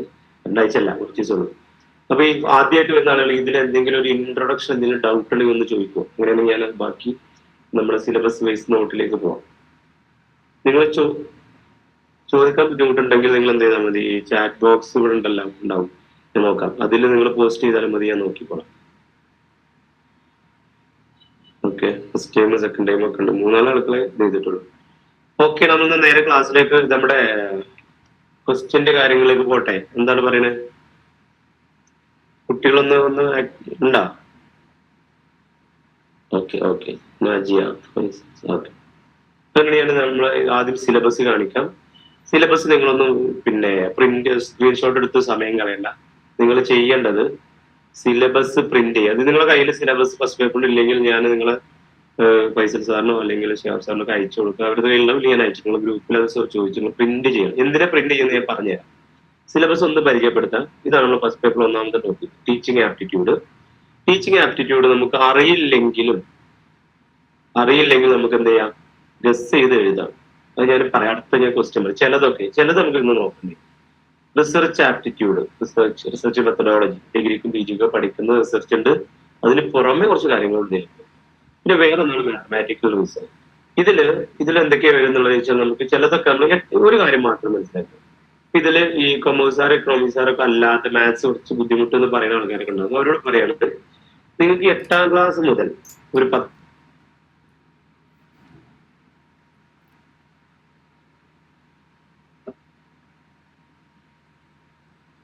ആ ക്വസ്റ്റ്യൻ മനസ്സിലാവാത്തതുകൊണ്ടാണ് നമ്മൾ ടഫ് എന്ന് പറയുന്നത്. മുമ്പ് എഴുതിയ ആളുകളോട് ആണ് പറയുന്നത്. ഇതേ വരുള്ളൂ ഇതിലുള്ള മാത്സ്. പക്ഷെ ചിലതിൽ മാത്രം ഒരു ക്വസ്റ്റ്യൻ ടഫ് ഉണ്ടാവും. അതുകൊണ്ട് മനസ്സിലാണ് ടഫ് എന്ന് പറയുന്നത്. ആ ക്വസ്റ്റ്യൻ നമുക്ക് സ്കിപ്പ് ചെയ്യാനേ, എല്ലാ ടോപ്പിക്കും ഓരോ ക്വസ്റ്റ്യൻ സ്കിപ്പ് ചെയ്താലും ബാക്കി 4 ശരിയായാലും നമുക്ക് കുഴപ്പമില്ല. കാരണം 80% അതായത് 100-ൽ 80 മാർക്ക് വരെ, പിന്നെ 80-ന് മുകളിൽ 6 മാർക്ക് വാങ്ങാറില്ല പൊതുവെ. ഇനി 50-ന് താഴെ എല്ലാവർക്കും മാർക്ക് കിട്ടും ചെയ്യും. 50-ന് 30-ന് 50-ന് ഇടയിൽ മിക്കവാറും പരീക്ഷകൾക്കൊക്കെ മാർക്ക് കിട്ടും. അപ്പൊ പഠിക്കാത്തോട് കിട്ടിയെന്നല്ല, നമ്മൾ PG വരെ പഠിക്കുമ്പോൾ നമ്മളുടെ ലെവലുണ്ട്. ആ ലെവലിൽ നിന്ന് കിട്ടുന്ന മാർക്കാണ്. But the competition is above 60 and below 80. ഇതാണ് കോമ്പറ്റീഷൻ. 60ക്കും 80ക്കും ഇടയിലാണ് കോമ്പറ്റീഷൻ ഉള്ളത്. അവിടെയാണ് നമ്മൾ എന്ത് ചെയ്യുന്നത്, നോക്കുന്നത്. അവിടെ നമ്മൾ ഒന്ന് ട്രൈ ചെയ്യുന്നത്. നോക്കാം. ലോജിക്കൽ റീസണിംഗ് എന്ന ടോപ്പിക്ക് ഞാൻ തൽക്കാലം ഇപ്പൊ ഒന്നും പറയുന്നില്ല. ഇത് നമ്മൾ മറ്റ് സബ്ജക്റ്റിനേക്കാൾ ലോജിക്കൽ റീസണിങ് നിങ്ങൾ അധികം പഠിക്കാത്തതായിരിക്കും. ഇത് നമ്മളൊന്ന് ഇരുന്ന് സിലബസ് ബേസിൽ തന്നെ പഠിക്കണം. കുറച്ച് പഠിക്കാണ്ട് ഇതിന്റെ പ്രത്യേകത പഠിച്ചാൽ ഫുൾ ആൻസർ കിട്ടും, പഠിച്ചില്ലെങ്കിൽ നമുക്ക് മിക്കവാറും ആൻസർ ഒന്നും കിട്ടാൻ സാധ്യതയില്ല. ഗസ് ചെയ്യാൻ പോലും ഗസ് ചിലപ്പോൾ ഇതിൽ കിട്ടും. പക്ഷെ റിസർച്ചോ ടീച്ചിങ്ങോ ICT മറ്റേതിലൊക്കെ റീഡിങ് ഒക്കെ നമുക്ക് ഗസ് ചെയ്യാൻ പറ്റും. അത് അപ്പൊ ആ ടോപ്പിക് രസമുള്ള ടോപ്പിക്കാണ്. എനിക്ക് ഏറ്റവും ഇഷ്ടമുള്ള ടോപ്പിക് ഫസ്റ്റ് പേപ്പറിൽ ഈ സാധനം. കാരണം ഇത് ലോജിക്കൽ റീസണിങ്, കാരണം ഇത് രസമായിട്ട് നമുക്ക് പഠിക്കാൻ പറ്റും മനസ്സിലാക്കിയാൽ. പിന്നെ ICT വരുന്ന സിലബസ് പറയാം. കമ്മ്യൂണിക്കേഷൻ ഉണ്ട്, പിന്നെ data interpretation, higher education, reading comprehension, people learning, ഇതിനൊക്കെയാണ് ക്വസ്റ്റ്യൻ ഉണ്ടാവുക. നമുക്ക് സിലബസ് ഒന്നാമത്തെ നമ്മൾ ഇന്ന് ഒരു 2-3 ടോപ്പിക് ഒന്ന് ഡിസ്കസ് ചെയ്യാമോ അതിന്റെ ക്വസ്റ്റ്യൻസ്. C the syllabus. ഇതാണ് ടീച്ചിങ് ആപ്റ്റിറ്റ്യൂഡിന്റെ സിലബസ്. 2019 ഇപ്പൊ സിലബസ് അപ്ഡേറ്റ് ചെയ്തത് UGC.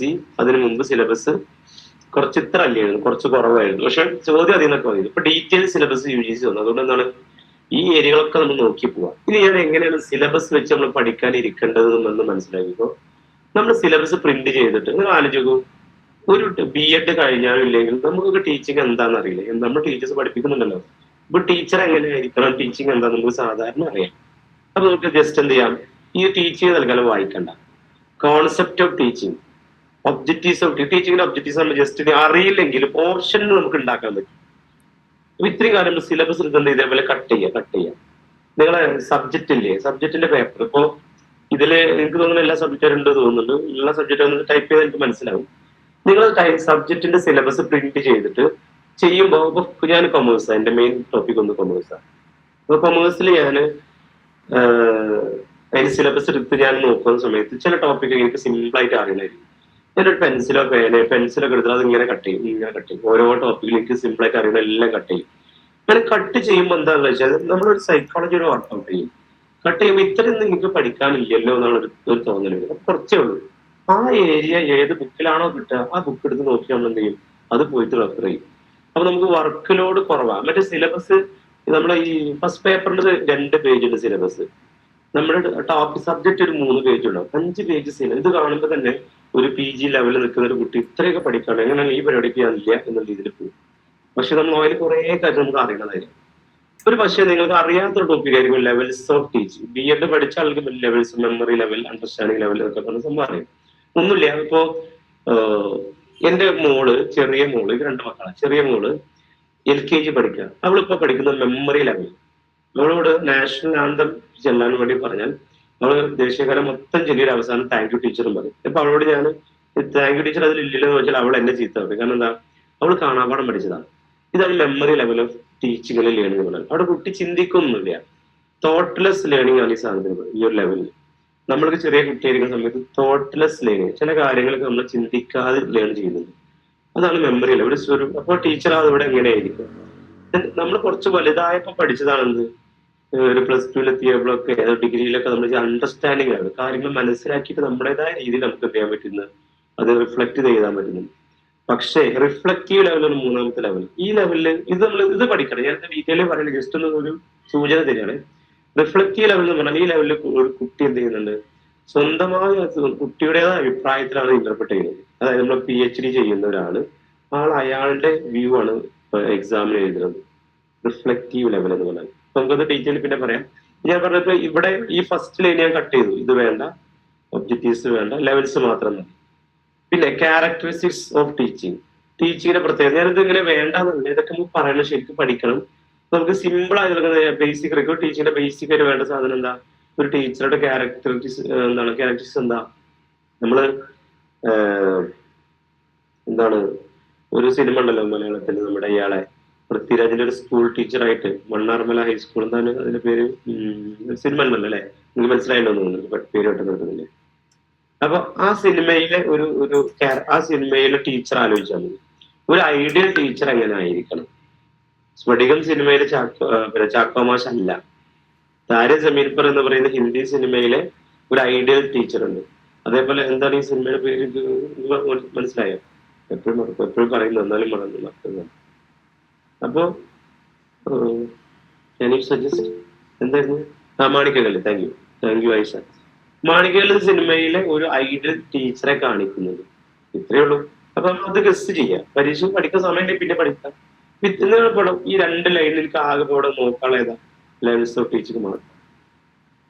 ഇങ്ങനെ നിങ്ങൾ സിലബസിനെ ആദ്യം കട്ട് ചെയ്യുക എന്നുള്ളതാണ് നിങ്ങൾ പഠിക്കാൻ. നിങ്ങൾക്ക് സെൽഫ് മോട്ടിവേഷന് വേണ്ടതാണ്. നമ്മളൊക്കെ മോട്ടിവേറ്റ്. ഇപ്പൊ ഇവിടെ ഒരു 15-16 ആളുകളെ കാണുന്നുണ്ട് എന്റെ മുന്നിൽ. നിങ്ങൾ സെൽഫ് മോട്ടിവേറ്റഡ് ആയതുകൊണ്ടാണ് ഇപ്പൊ ഈ വന്നിരിക്കുന്നത്. നമ്മൾ പ്ലാൻ ചെയ്ത് കുറെ പറയുന്ന കാര്യങ്ങൾ കേട്ടു. എന്നാലും നമുക്കെന്നില്ല, ഇതിന് കണ്ടിന്യൂഷൻ കിട്ടില്ലേ. ഒരാഴ്ച നമ്മൾ പഠിക്കും, പിന്നെ നിൽക്കും. പിന്നെ നമ്മുടെ ടീച്ചേഴ്സ് ആരെങ്കിലും പറയുമ്പോൾ വീണ്ടും പഠിക്കും. പിന്നെ നമ്മൾ ഹാൾ ടിക്കറ്റ് വരുമ്പോൾ ഒന്നുകൂടെ പഠിക്കും. പിന്നെ പരീക്ഷയുടെ സിറ്റി വരുന്ന സമയത്ത് പഠിക്കും. പിന്നെ ഹാൾ ടിക്കറ്റ് വരുമ്പോൾ പഠിക്കും. പിന്നെ നമ്മുടെ ഏറ്റവും അടുത്ത ഫ്രണ്ടോ നമുക്ക് ഇഷ്ടമില്ലാത്ത ഒരാളോ JRF ക്വാളിഫൈ ചെയ്താൽ പിന്നെ നമ്മളൊരു പഠനം പഠിക്കും, ഒരു മരണം. അപ്പൊ നമുക്ക് അതിന് മുൻപ് തന്നെ പഠിച്ചു. അതെന്താ വെച്ചാൽ നമ്മുടെ മൈൻഡ് കുറെ പഠിക്കാണെന്നുള്ള മടി കാണിക്കാണ് ഒന്ന്. പിന്നെ നമുക്ക് എല്ലാ കംഫർട്ട് സോണിൽ നിൽക്കുന്നതുകൊണ്ടായിരിക്കാം ചിലപ്പോൾ. എനിവേ, ലേണേഴ്സ് ക്യാരക്ടേഴ്സ് ഞാൻ ഈ സിലബസ് ജസ്റ്റ് ഇങ്ങനെ കാണിക്കുന്ന ബാക്കി ഞാൻ പറയുന്നില്ല. ഇതിൽ പഠിക്കേണ്ടത് ഇതാണ്. ലേണർ ക്യാരക്ടേഴ്സ് എന്താണ് ഇങ്ങനെ വന്നത്. ഇപ്പൊ ഇവിടെ അഡോളസന്റ് അഡൽട്ട് ലേണേഴ്സിന്റെ പ്രത്യേകത എന്തായിരിക്കും, പിന്നെ ഒരു ലേണർ അഫക്ട് ചെയ്ത ഫാക്ടേഴ്സ് എന്താണ്. ഞാൻ നേരത്തെ പറഞ്ഞ മാണിക്കക്കല്ല് സിനിമയിലുണ്ട് ഒരു ടീച്ചറുടെ ഫാക്ടേഴ്സ്. ടീച്ചർ എങ്ങനെ ആയിരിക്കണം അതിന് കാണിക്കുന്നത്. അപ്പൊ ടീച്ചർ ഐഡിയൽ ആയിരിക്കണം, നല്ല ലീഡർ ആയിരിക്കണം, നല്ല കോർഡിനേറ്റർ ആകും, നല്ല കമ്മ്യൂണിക്കേറ്റർ ആകും. ലേണറുടെ സപ്പോർട്ട് മെറ്റീരിയൽ ലേണർ എങ്ങനെ ആയിരിക്കണം. അതിലുള്ള ഓരോ കുട്ടികളും ആദ്യം പഠിക്കാതിരിക്കുന്ന കുട്ടികൾ പിന്നെ പഠിക്കും. അപ്പൊ ലേണർക്ക് എന്താ കൊടുക്കേണ്ടത്. ഇങ്ങനെ ഇപ്പൊ ഇതിൽ ഈ റെഡ് മാർക്ക് ചെയ്ത ഞാൻ റൗണ്ട് ചെയ്തുകൊണ്ടിരിക്കുന്ന ഭാഗം ഉണ്ടല്ലോ, method of teaching institutions in higher learning. ഇവിടെ teacher centred versus learner centred method term ഉണ്ട്. ഇതേപോലെ നമുക്ക് പഠിക്കേണ്ട ആവശ്യമൊന്നുമില്ല. കാരണം എന്താ, ടീച്ചർ സെന്റേർഡ്. ഇപ്പൊ നമ്മൾ പഴയ ക്ലാസ് റൂമുകളൊക്കെ ടീച്ചർ സെന്റേർഡ് ആണ്. ആൻഷ്യൻ ഇന്ത്യൻ യൂണിവേഴ്സിറ്റിയുടെ എഡ്യൂക്കേഷൻസ് കണ്ടാൽ, അതായത് നളന്ദ, തക്ഷശില, വിക്രംശില പോലെ യൂണിവേഴ്സിറ്റികളിലൊക്കെ ടീച്ചർ സെൻട്രിക് എഡ്യൂക്കേഷൻ ആയിരുന്നു കൂടുതൽ. അപ്പൊ ലേണർ സെന്റേർഡ് ആണ് ഇന്ന് നമ്മൾ കാണുന്നത്. കുട്ടികളിൽ എന്താണ് വേണ്ടതെന്ന് മനസ്സിലാക്കുക. പിന്നെ അതേപോലെ ഇത് പഠിക്കണ്ട, ഓഫ്ലൈന് ഓൺലൈൻ മെത്തേഡ് പഠിക്കണ്ട എന്നുള്ള. പക്ഷെ ഇത് കുറച്ചൊക്കെ ഒന്നും കിട്ടില്ലെങ്കിലും ഇതാണ്. ഇതിനെ കുറിച്ച് കുറെ ഡീറ്റെയിൽ കുറെ കാര്യങ്ങൾ പഠിക്കാണ്ട്. എന്താണ് സ്വയം പ്രഭ, എന്താണ് മൂക്ക്, ഇത്തരം കാര്യങ്ങളൊക്കെ നമ്മൾ പരീക്ഷ നിരന്തരം ചോദിച്ചതാണ്. 2010 മുതൽ പ്രീവിയസ് ക്വസ്റ്റ്യൻസ് ആണ്. 10 അല്ല, അറൗണ്ട് 2008 മുതൽ പ്രീവിയസ് ക്വസ്റ്റ്യൻസ് ഒക്കെ അനലൈസ് ചെയ്തിട്ടുണ്ട് ഞാൻ. ഈ ലാസ്റ്റുള്ള ക്വസ്റ്റ്യൻസ് ഒക്കെ അനലൈസ് ചെയ്തുകൊണ്ടിരിക്കുക. ഇപ്പൊ ഇതന്നെ എന്റെ പരിപാടി, ക്വസ്റ്റ്യൻസ് അനലൈസ് ചെയ്യാം. ഇതിന്നൊക്കെ നമുക്ക് ഇങ്ങനെ ഈ ഓരോ ടോപ്പിക്കും നമ്മൾ വരുന്ന ക്വസ്റ്റ്യൻ ആണ് ഇന്ന് ഡിസ്കസ് ചെയ്യാൻ പോകുന്നത്. അപ്പൊ ഞാൻ ഇതിന്റെ ബാക്കി വായിക്കുന്നില്ല, നിങ്ങൾക്ക് ഇതിന്റെ കാര്യം മനസ്സിലാവും തോന്നുന്നു. ഞാൻ ഇതിന്റെ ഒരു ക്വസ്റ്റ്യൻ പറയാം, നിങ്ങളൊന്ന് ആൻസർ ഒന്ന് പോസ്റ്റ് ചെയ്ത് ഞാൻ ഇതിലെ ഒരു 5 ക്വസ്റ്റ്യൻ ഡിസ്കസ് ചെയ്യാം. അപ്പൊ ലാസ്റ്റ് ചോദിച്ച ക്വസ്റ്റ്യൻസ് ഒക്കെ ഇതിലുണ്ട്. അപ്പൊ ആദ്യം ടീച്ചിങ് കമ്പാരിറ്റീവ്ലി നമുക്ക് വരുന്ന ചോദ്യം, the best method of teaching is to impart information. ഞാൻ ഓരോ ടോപ്പിക്കും സിലബസ് പറയുന്നു, അതിന് 5 ക്വസ്റ്റ്യൻ പറയുന്നു, അടുത്ത സിലബസ്, അങ്ങനെ ഓർഗനൈസേഷൻ നടത്താനാണ് ആഗ്രഹിക്കുന്നത്. നമ്മൾ ടൈം അനുസരിച്ച് നോക്കാം. പറയുന്നത് ക്ലിയർ ആണോ അല്ലേ എന്നൊന്ന് പറയണേ. നിങ്ങൾക്ക് എന്തെങ്കിലും കൺഫ്യൂഷൻ ഉണ്ടെങ്കിൽ നിങ്ങൾ അത് പറയണേ. I think it is clear to you. Anything എന്തെങ്കിലും ആവശ്യമുണ്ടെങ്കിൽ പറഞ്ഞത്, ക്ലിയർ അല്ലെങ്കിൽ ഉത്തരം പറയും. ഉത്തരം വരട്ടെ. ഇനി ആൻസർ ടൈപ്പ് ചെയ്ത് the best method of teaching is, എന്തും ആൻസർ ആവാം. ഇതിൽ ടീച്ചിങ്ങിന്റെ പ്രത്യേകത എന്താ, 4 ഉത്തരം ആയിരിക്കും കേട്ടോ. ഉത്തരത്തിലെ ഏറ്റവും നല്ല ഉത്തരം എന്താ, ടീച്ചിങ്ങിന്റെ method impart information, ask student to read a book. അത് കുട്ടികളെ ബുക്ക് വായിക്കാൻ പറയുന്നൊരു മെത്തേഡ് തന്നെയാണ് കേട്ടോ. പക്ഷെ ബെസ്റ്റ് ആണോ എന്നുള്ള സജസ്റ്റ് കൊണ്ട് എല്ലാവരും ചെയ്യാൻ പറയാം. നമുക്ക് ഉറപ്പിക്കാം അല്ലെ. Initiate A discussion and participate in it. അതല്ലേ ഏറ്റവും നല്ല മെത്തേഡ് കുട്ടികളോട്. പക്ഷെ അവിടെ ഇനി ഇത് തിരിച്ചു ചോദിക്കാം. Discussion method, D is the answer. Discussion method എപ്പോഴാണ് സക്സസ് ആവുക, എപ്പോഴും സക്സസ് ആവില്ല. കാരണം എന്താ, ഞാനൊരു ഒരു ടോപ്പിക് ഡിസ്കസ് ചെയ്യണേ. നമ്മളിപ്പോ ഡിസ്കഷൻ, ഞാൻ ടീച്ചർ ലീഡ് ചെയ്യാണ് ക്ലാസ്. ഞാൻ പറയുന്നത് എന്താണ്, fundamental right and current politics ഇവരുടെ ടോപ്പിക് ഇപ്പോൾ വന്നത് പറഞ്ഞതാണ്. ഫണ്ടമെന്റൽ റൈറ്റിനെ കുറിച്ച് നമ്മൾ ഡിസ്കസ് ചെയ്യുന്നത്. നമ്മുടെ കൂട്ടത്തില് ഫണ്ടമെന്റൽ റൈറ്റിനെ കുറിച്ച് കേൾക്കാത്തവരോ അല്ലെങ്കിൽ അതിനെ കുറിച്ച് പഠിക്കാത്തവരോ ആളുകളുണ്ടെങ്കിൽ അവർ ഡിസ്കഷൻ അങ്ങനെ ഇരിക്കും. അല്ലെങ്കിൽ ഞാൻ ഇവിടെ ഇതിൽ കൊമേഴ്സുകാരുണ്ടോ എന്ന് എനിക്കറിയില്ല. ഞാൻ കൊമേഴ്സിലെ അക്കൗണ്ടിങ് ഇക്വേഷൻ എന്ന് പറയുന്ന ടോപ്പിക് അല്ലെങ്കിൽ ജേണൽ എൻട്രി, ഇത് കേൾക്കാത്ത ഒരാൾക്കാർ ഇത് സാധനം. അതിനെ കുറിച്ച് നമുക്ക് ഡിസ്കസ് ചെയ്യാൻ പറയുമ്പോൾ കേൾക്കാത്ത ആൾക്കാർ എന്താ ഡിസ്കസ് ചെയ്യുക, ഒരു ഡിസ്കഷൻ നടക്കുന്നു. അപ്പോൾ ഡിസ്കഷൻ മെത്തേഡ് സക്സസ്ഫുൾ ആകുമ്പോൾ എപ്പോ പാർട്ടിസിപ്പൻസ് അതിനെക്കുറിച്ച് അവയർനെസ് ഉള്ള ടോപ്പിക് ആണെങ്കിൽ. പക്ഷെ ഒരു ഡിസ്കഷൻ സ്റ്റാർട്ട് ചെയ്ത് അതിൽ പാർട്ടിസിപ്പേറ്റ് ചെയ്യുക എന്നുള്ളതാണ് ഈ തന്നതിൽ ഏറ്റവും ബെസ്റ്റ് മെത്തേഡ്. ഓക്കെ, അപ്പൊ അങ്ങനെ നമ്മൾ നോക്കിയിട്ട് വേണം ചെയ്യാൻ ആൻസറിലേക്ക് പോവാം. അപ്പൊ ഡി ആണ് അവിടെ ഉത്തരം. അടുത്ത ക്വസ്റ്റ്യൻ നോക്കാം. യെസ്, ഡ്യൂറിങ് ടീച്ചിങ് ഈ ലാസ്റ്റ് വന്നൊരു ക്വസ്റ്റ്യൻ ആണ് കേട്ടോ. A teacher statement that encourage students to elaborate an answer. Question മനസ്സിലായോ? ക്ലാസ് എടുക്കുന്ന സമയത്ത് ടീച്ചർ എന്ത് ചെയ്യാണ്, ഒരു കുട്ടിയോട് ചോദ്യം ചോദിച്ചു. അപ്പൊ കുട്ടി പറയാണ് അതെങ്ങനെ കുറച്ച് പറഞ്ഞു. പിന്നെ ടീച്ചർ യെസ് കമോൺ അതന്നെ പറഞ്ഞോളൂ. ടീച്ചർ കുറച്ച് സപ്പോർട്ട് ചെയ്തു. പിന്നെ കുട്ടി ബാക്കി പറയുന്നു. അപ്പൊ ഇടക്ക് നിന്നാൽ ടീച്ചർ കൂടെ സപ്പോർട്ട് ചെയ്തു. ഇങ്ങനെ ടീച്ചർ കുട്ടികളെ എൻകറേജ് ചെയ്ത് ആൻസറിലേക്ക് ഇങ്ങനെ കൊണ്ടുവരുന്ന പരിപാടി അങ്ങനെ ഉണ്ടാവില്ലേ? യെസ് അതന്നെ കമോൺ കമോൺ ഓക്കെ എന്നൊക്കെ പറഞ്ഞ ടീച്ചർ ഇങ്ങനെ സപ്പോർട്ട് ചെയ്ത് ചില കുട്ടികളെ. ആ പരിപാടിക്ക് പറഞ്ഞ പേരെന്താണ്? സ്ട്രക്ചറിങ് ആണോ, ഇൻസ്ട്രക്ഷണൽ വെറൈറ്റി ആണോ, എൻഗേജ്മെന്റ് ലേണിംഗ് പ്രോസസ് ആണോ, പ്രോബിംഗ് ആണോ? കൺഫ്യൂഷൻ ആണ് അല്ലെ? ഒന്നും പഠിക്കാത്ത ആളുകളെ സംബന്ധിച്ചോളം ഒരു ഇതെന്താണ് സാർ എന്ന് ചോദിക്കും. ബാക്കിയുള്ള ആൾക്കാരെന്ന് പറഞ്ഞേ, മുമ്പ് എഴുതിയ ആളുകളൊക്കെ ഒന്ന് പറഞ്ഞേ, ഗസ് ചെയ്താൽ മതി. നിങ്ങളൊരു ഗസ് ആൻസർ എന്താ? മിൻഹ സി പറയുന്നു എൻഗേജ്മെന്റ് ലേണിംഗ് പ്രോസസ്സോ. ഇതൊരു ടെക്നിക്കൽ ടൈം ആണ്. സി പറയണ്ട. C is not answer. എന്താ അറിയോ? ടീച്ചറോട് ചെയ്യുന്ന എന്താ അറിയോ? ഞാൻ നിങ്ങളിൽ ഒരാൾ ചോദിച്ചു, നാജിയോട് ചോദിച്ചു. നാജി അങ്ങനെ പറയാണ്, പറയും യെസ് കമോൺ അതന്നെ ആ ഇങ്ങനെ നമ്മളിങ്ങനെ പറഞ്ഞ് സപ്പോർട്ട് ചെയ്യില്ല. അപ്പൊ പകുതി പറയുമ്പോൾ കിട്ടുന്നില്ല. അപ്പൊ നമ്മൾ ടീച്ചർ ഇങ്ങനെ കറക്റ്റ് ചെയ്തു. അങ്ങനെ പിന്നെ ബാക്കി ഇങ്ങനെ പറയും എലാബറേറ്റ് ക്വസ്റ്റ്യൻ വെച്ചാൽ teachers statement that encourage students to elaborate on an answer either their own or that of others will be called. ഇതിനെ വിളിക്കുന്ന പേര് പ്രോബിംഗ് എന്നാണ്. പ്രോബിംഗ് ഇത് ഒരു ടെക്നിക്കൽ ടേം കൂടിയാണെന്ന് മനസ്സിലാക്കി കേട്ടോ. പ്രോബ് ചെയ്യാൻ ഇങ്ങനെ ഇങ്ങനെ ഇങ്ങനെ എന്താ ഇങ്ങനെ പറഞ്ഞു യെസ് പറഞ്ഞു ഇങ്ങനെ പറഞ്ഞിട്ട് സപ്പോർട്ട് ചെയ്യാം. ഇനി ഈ ക്വസ്റ്റ്യനില് സാധാരണ നമ്മൾ ക്ലാസ്സിലെ കുട്ടികളോട് പറയാറുണ്ട് ഗസ് അടിക്കാം. എങ്ങനെ ഇപ്പൊ കിട്ടുന്നില്ലെങ്കിൽ എങ്ങനെ ഗസ് അടിക്കാം? ഞാൻ സാധാരണ പറയുന്നല്ലോ തെറ്റാണ് ഇവിടെ ഈ ക്വസ്റ്റ്യനില്. ഈ ഇതിൽ കണ്ടാവും നമുക്കൊരു ഓപ്ഷൻ വന്നു. ഇനിയുള്ള ചില ക്വസ്റ്റ്യനുകൾ നോക്കിക്കൊണ്ട് എപ്പോഴും ശരിയാവുന്നില്ല. ഒരു ഓപ്ഷൻ ഈ ക്വസ്റ്റ്യനിൽ ഞാൻ പറയുന്ന ഓപ്ഷൻ കോഡ് തെറ്റാന്ന് കൂടി മനസ്സിലാക്കാൻ വേണ്ടി പറയാം. എന്റെ ക്ലാസ് മുമ്പ് എഴുതുന്ന ആരെങ്കിലും ഉണ്ടെങ്കിൽ അവർക്ക് മനസ്സിലാവും. ഒരു ഓപ്ഷൻ നമുക്ക് അറിയില്ല, നമ്മൾ ഗസ് ചെയ്യാം, കറക്കി കുത്താം. നമ്മൾ കറക്കി ഇങ്ങനെ സ്ക്രീനിൽ കുട്ടിച്ചാത്തറ കുത്തു അല്ലേ? അപ്പൊ എവിടെയാണ് നമ്മളെ പെണ്ണ് വെക്കുന്നത് അവിടെ പോയിട്ട് നമ്മൾ പണ്ടൊക്കെ സ്കൂളിലൊക്കെ പഠിക്കുന്നത് അങ്ങനെ ചെയ്തിരുന്നു. അങ്ങനെ കറക്കി കുത്തൽ ഒരിക്കലും എന്തില്ല നമ്മളിതിലില്ല. ഇനി നമ്മൾ ചെയ്യേണ്ടത് നമുക്കിങ്ങനെ ഒന്നും അറിയില്ലെങ്കിൽ പൊതുവെ കമ്പാരിറ്റീവ്ലി ലെങ്ത് കൂടിയ ലോങ് ആയിട്ടുള്ള ആൻസർ ഉണ്ടെങ്കിൽ 4 ഓപ്ഷൻ നോക്കുക. ഈ 4ൽ ഒന്ന് കമ്പാരിറ്റീവ്ലി ലെങ്ത് കൂടുതലാണെങ്കിൽ അത് ആൻസർ ആയിരിക്കും എന്ന് പറയാറുണ്ട്. പക്ഷെ ഇവിടെ അത് ശരിയല്ല. ഒരു 50% സാധ്യത. അപ്പൊ ഒന്നും അറിയാതെ നമ്മൾ കറക്കി കൂട്ടുകയാണെങ്കിൽ പിന്നെ ടെക്നിക്കൽ ടേം പ്രോബിംഗ് ആയതുകൊണ്ട് ഇവിടുത്തെ തന്നെ ഉത്തരം വന്നത്. ചില ക്വസ്റ്റ്യൻ അങ്ങനെ വരാറുണ്ട്. ചിലപ്പോൾ നോക്കിയാൽ മതി. അപ്പോൾ നമ്മൾ ഒന്നും എഴുതാതെ പോകരുത്. ഏതെങ്കിലും അറ്റൻഡ് ചെയ്യുന്ന പകരം എന്ത് ചെയ്യാം, നമുക്കൊരു ലോജിക്ക് തോന്നുന്നില്ലെങ്കിൽ ഇതിന് വലുത്. പക്ഷെ വലുതിന് കമ്പാരിറ്റീവ്ലി ലെങ്ത് കൂടണം. അത് അങ്ങനെ ഉണ്ടെങ്കിൽ ഇത് ആൻസർ ആകും. ഇവിടെ വലുത് 2 ഉണ്ട്. ഇനി ഇവിടെ അതൊന്നും അല്ല, ഉത്തരം ടി കൂടെയാണ്. യെസ്. ഇനിയിപ്പോ ഇതിന് വലുതൊന്നും എല്ലാം ഒരേപോലെയാണ്. ഇത് ടെക്നിക്കലി ഒരു BEd പഠിച്ചൊരു കുട്ടിക്ക് എഴുതാൻ പറ്റുന്ന ക്വസ്റ്റ്യൻ ആണ്. അല്ലാത്തൊരു ചിലപ്പോൾ ഒരു കൺഫ്യൂഷൻ. ഞാൻ അതായത് ഇത് പറയാം, ഇതെന്താന്ന് ഞാൻ പറയാം. ഓക്കെ, ഈ ക്വസ്റ്റ്യൻ എന്താ നോക്കൂ. Which of the following type of evaluation assess learning process? Evaluation ആട്ടോ, evaluation is learning process progress to provide continuous feedback. അതായത് നമ്മൾ കുട്ടികളെ ഇവാലുവേറ്റ് ചെയ്യണേ. ഇവാലുവേറ്റ് ചെയ്യുമ്പോൾ നമുക്ക് പല ടൈപ്പ് ഇവാലുവേഷൻ. ഒന്ന് പ്ലേസ്മെന്റ് ഇവാലുവേഷൻ. നിങ്ങൾ ശ്രദ്ധിക്കണം എന്താ അറിയോ, നമ്മൾ പഠിക്കുമ്പോൾ എല്ലാം പഠിക്കരുത്. നമുക്കിപ്പോ അങ്ങനെ പറഞ്ഞു തോന്നുന്നത് ചില ടേം കേൾക്കുമ്പോൾ ആ ടേമിൽ വെച്ചിട്ട് അതിനെ കണക്ട് ചെയ്യാൻ പറ്റുമോ? ഇവാലുവേഷൻ പറഞ്ഞാൽ എന്താ? വിലയിരുത്തല്ലേ. നമ്മളൊരാൾ വർക്ക് ചെയ്തോ ഇല്ല ഇവാലുവേറ്റ്. അതവരുടെ കുട്ടികൾക്ക് ഉള്ള ഇവാലുവേഷൻ ആണ് എന്ത്, പരീക്ഷ നടത്തുക, ചോദ്യം ചോദിക്കുക എന്നൊക്കെ പറയണത്. നമുക്ക് ഇവിടെ 4 evaluation: placement, formative, diagnostic, summative. നമ്മൾ ഈ പ്ലേസ്മെന്റ് ഇവാലുവേഷൻ പറഞ്ഞാൽ എന്തായിരുന്നു ഊഹിച്ചു നോക്കാം. പ്ലേസ് ചെയ്യാൻ എന്താ, ഒരു ജോലിയിലേക്ക് ഒരാളെ പോസ്റ്റ് ചെയ്യാനുള്ളത്.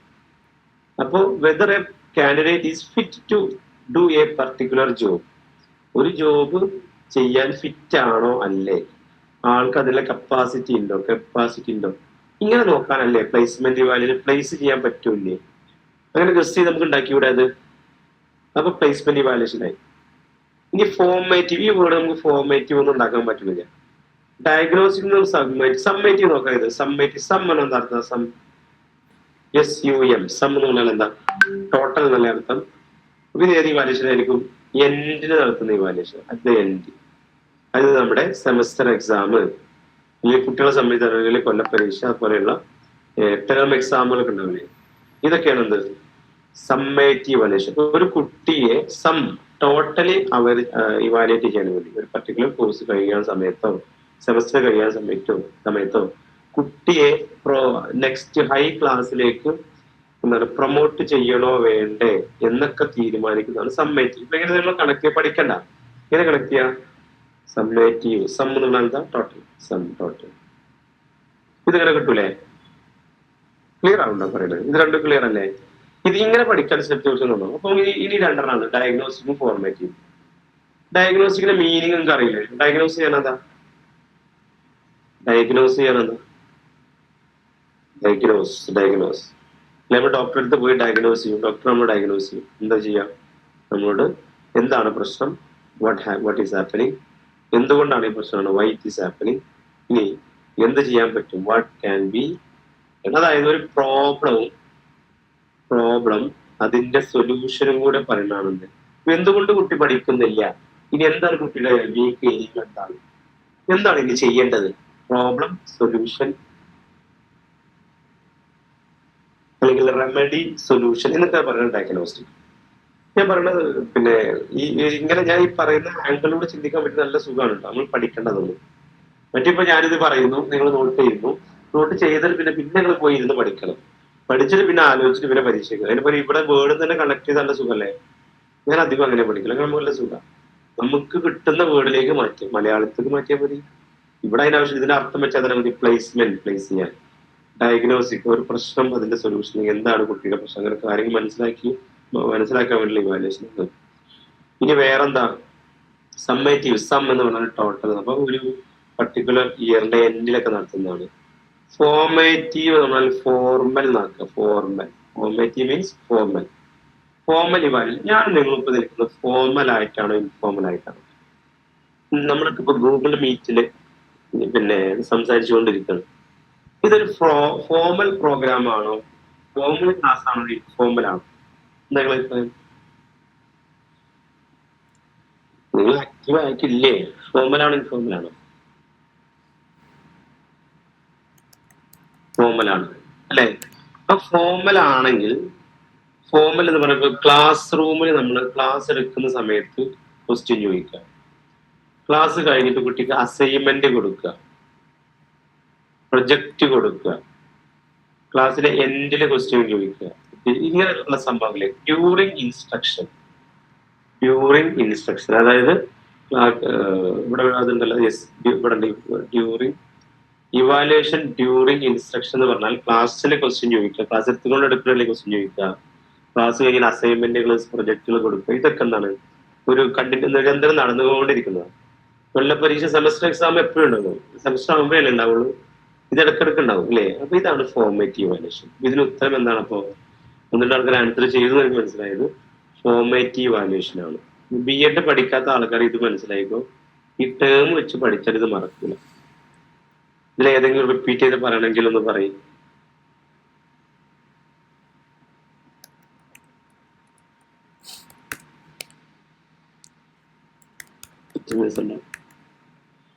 അല്ലെങ്കിൽ നിങ്ങൾ ഓക്കെ ഇതിൽ ഏതെങ്കിലും ഡൗട്ട് ഉണ്ടാവില്ലല്ലോ? ഇത് ഞാൻ ഈ പറയുന്ന ആംഗിൾ എനിക്ക് മനസ്സിലാവുണ്ടോ?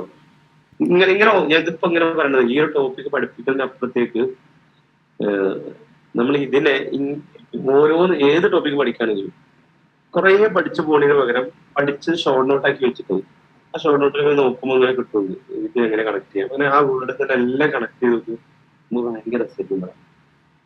നമ്മളെന്താ ചെയ്യുന്നത് വെച്ചാൽ, ഞാൻ കുറെ കുട്ടികൾ കണ്ടിട്ടുണ്ട്, ടീച്ചേഴ്സ് ഒക്കെ ഈ PG കഴിഞ്ഞ ആളുകളൊക്കെ. അപ്പൊ അവര് കുറെ വായിച്ചു, വലിയ ബുക്കുകൾ കുറെ വായിച്ച് അവസാനം ആദ്യം വായിച്ചൊക്കെ മറന്നുണ്ടായിരുന്നു.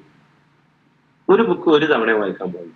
എന്നാൽ എന്റെ പ്രിഫറൻസ് ഒരു തവണ വായിക്കുക എന്ന് പറഞ്ഞാൽ, ഒരു തവണ വായിക്കുക എന്നിങ്ങനെ പ്രധാനപ്പെട്ട പോയിന്റ് അണ്ടർലൈൻ ചെയ്ത്, നിങ്ങളൊക്കെ കുറെ ചെയ്യുന്നതായിരിക്കും, ജസ്റ്റ് പറയാൻ അണ്ടർലൈൻ ചെയ്ത് പോവാം. അണ്ടർലൈൻ ചെയ്ത സാധനങ്ങൾ എന്ത് ചെയ്യും, നമ്മളൊരു നോട്ടിലേക്കോ ഡയറിക്കോ എഴുതി മാറ്റും. പിന്നെ നമ്മൾ ആ ബുക്ക് തൊടുന്നില്ല കേട്ടോ. അതാണ് നമ്മൾ പിന്നെ എന്ത് ചെയ്യേണ്ടത്, അത് രണ്ടാമത് നോക്കുന്ന സമയത്ത് ഇതിനെ എങ്ങനെ കണക്ട് ചെയ്യാം ഇങ്ങനെ നോക്കാം. ഓരോന്നിനും അങ്ങനെ കണക്ട് ചെയ്താൽ, ടെക്നിക്കൽ ടേമുകളൊക്കെ ആണെങ്കിൽ കണക്ട് ചെയ്താൽ നമ്മളെ മലയാളത്തിലൊക്കെ കണക്ട് ചെയ്തിട്ട് ഒന്നിങ്ങനെ വിഷ്വലായിട്ട് ഇങ്ങനെ സങ്കല്പിച്ച് നോക്കാം. അങ്ങനെയാണ് നിങ്ങൾ പിന്നെ അത് പഠിക്കേണ്ടി വരില്ല. നമ്മൾ എന്ത് ചെയ്യുക, പിന്നെയും പഠിച്ച് ഇവര് കാണാപ്പാടായിട്ടുണ്ടായി. അപ്പൊ അത്ര റിസ്ക് ഒന്നും ഇതിൽ ആവശ്യമില്ല. പ്രത്യേകിച്ച് നമ്മൾ പി ജിക്കാരൊക്കെ ആകുമ്പോൾ ഇങ്ങനെ പഠനമൊക്കെ കുറച്ചൊന്ന് നമുക്ക് കുറെ തിരക്കുകളും ഫാമിലി കുടുംബം അങ്ങനെയുള്ള ആൾക്കാരൊക്കെ ഉണ്ടാവും, തിരക്കുകളൊക്കെ ഉണ്ടാകുന്നത്. അപ്പൊ അവരൊക്കെ ഒന്ന് ശ്രദ്ധിക്കും. ഓക്കെ, അപ്പൊ ഞാൻ അടുത്തത് പറയാം. അപ്പൊ അവിടെ ഉത്തരം പറഞ്ഞു,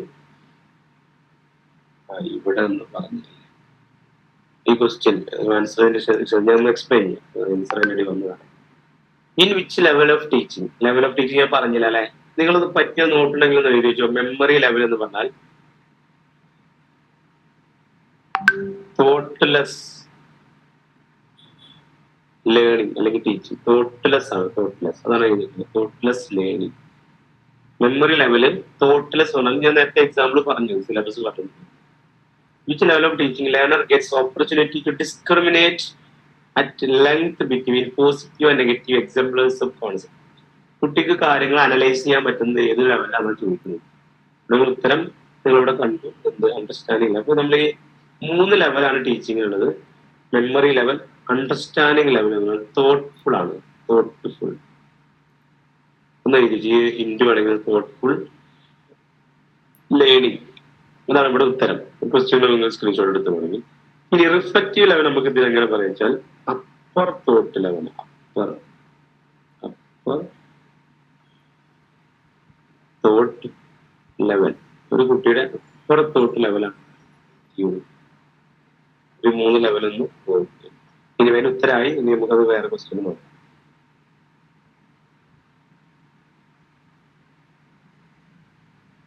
യെസ്, അപ്പൊ ടീച്ചിങ് മെത്തഡോളജിയിൽ കുറച്ച് ക്വസ്റ്റ്യൻ ഡിസ്കസ് ചെയ്തെങ്കിൽ അതിൽ ഏതെങ്കിലും ഏരിയ പ്രത്യേകിച്ച് ചോദിക്കാൻ എന്തെങ്കിലും ഉണ്ടാവും, അല്ലെങ്കിൽ നമ്മൾ അടുത്ത ഏരിയ ഡിസ്കസ് ചെയ്യും. 5:26 2 ടോപ്പിക് പരീക്ഷ ആയതുകൊണ്ട് ഇങ്ങനെ കുറച്ചൊരു സ്പീഡിൽ ഇങ്ങനെ പോകും നമുക്ക്. അല്ലെങ്കിൽ ഓഫ്ലൈനിലൊക്കെ വരുന്ന സംസാരിച്ച് ഡീറ്റെയിൽ കാര്യങ്ങൾ പറഞ്ഞ് സ്റ്റാർട്ടിങ്ങിലൊക്കെ ഡീറ്റെയിൽ പറയുന്നു. ഞാൻ കുറച്ച് പരീക്ഷകളൊക്കെ ഉപകാരപ്പെട്ട ഇതിന്റെ ഒരു അപ്രോച്ച് പറയുന്നത്. ടീച്ചിങ്ങിൽ വേറെ ഏതെങ്കിലും ഏരിയകൾ പറയേണ്ടതോ എന്തെങ്കിലും ഉണ്ടാവും, അല്ലെങ്കിൽ നിങ്ങൾ വാട്സപ്പിൽ നിങ്ങൾ സാറോടോ അല്ലെങ്കിൽ എന്നോടോ ചോദിച്ചാൽ മതി. നമുക്കത് അടുത്തൊരു ക്ലാസ് നാളെ വേണമെങ്കിൽ നാളത്തെ ക്ലാസ് ഉണ്ടെങ്കിൽ നമുക്ക് എന്ത് ചെയ്യാം, അവിടെ ഡിസ്കസ് ചെയ്യാം.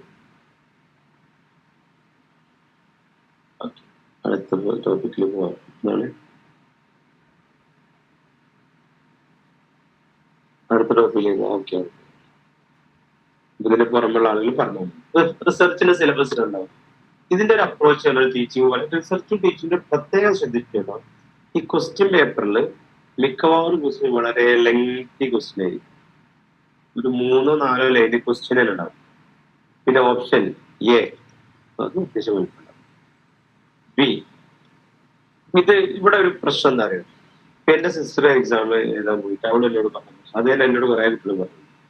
അപ്പൊ ഇവര് ചെയ്യുന്ന വെച്ചാല് നമ്മളിപ്പോ ഒരു വലിയൊരു ക്വസ്റ്റ്യൻ എന്താണ്, ഒന്നാമത്തെ ഓപ്ഷന് വലുത്, 2ഉം വലുത്, 3ഉം വലുത്. ഇവിടെ താഴെ തന്നെ കോഡുകൾ ഉണ്ടാവും. പരീക്ഷ എഴുതിയ ആളുകൾക്ക് ഇതൊക്കെ അറിയും. കോഡ് 1 എന്തായിരിക്കും, ABC. കോഡ് 2 എന്തായിരിക്കും, BCD. ഇങ്ങനെ കുറെ കോഡ് ഉണ്ടാവും. ആദ്യം ഇതെല്ലാം വായിക്കണം, എന്നിട്ട് ഓരോ കോഡ് നോക്കിയിട്ട് പിന്നെ വേണം ഉത്തരവ് പോവാം. നമുക്ക് അങ്ങനെ ചെയ്യരുത് പരീക്ഷയ്ക്ക്. എങ്ങനെ പരീക്ഷ പഠിക്കുന്ന അതേപോലെ ഇമ്പോർട്ടൻ്റ് ആണ് എങ്ങനെ പരീക്ഷ എഴുതാമെന്നും എന്തൊക്കെ ചെയ്യണമെന്നും ചെയ്യണമെന്നും മനസ്സിലാക്കും.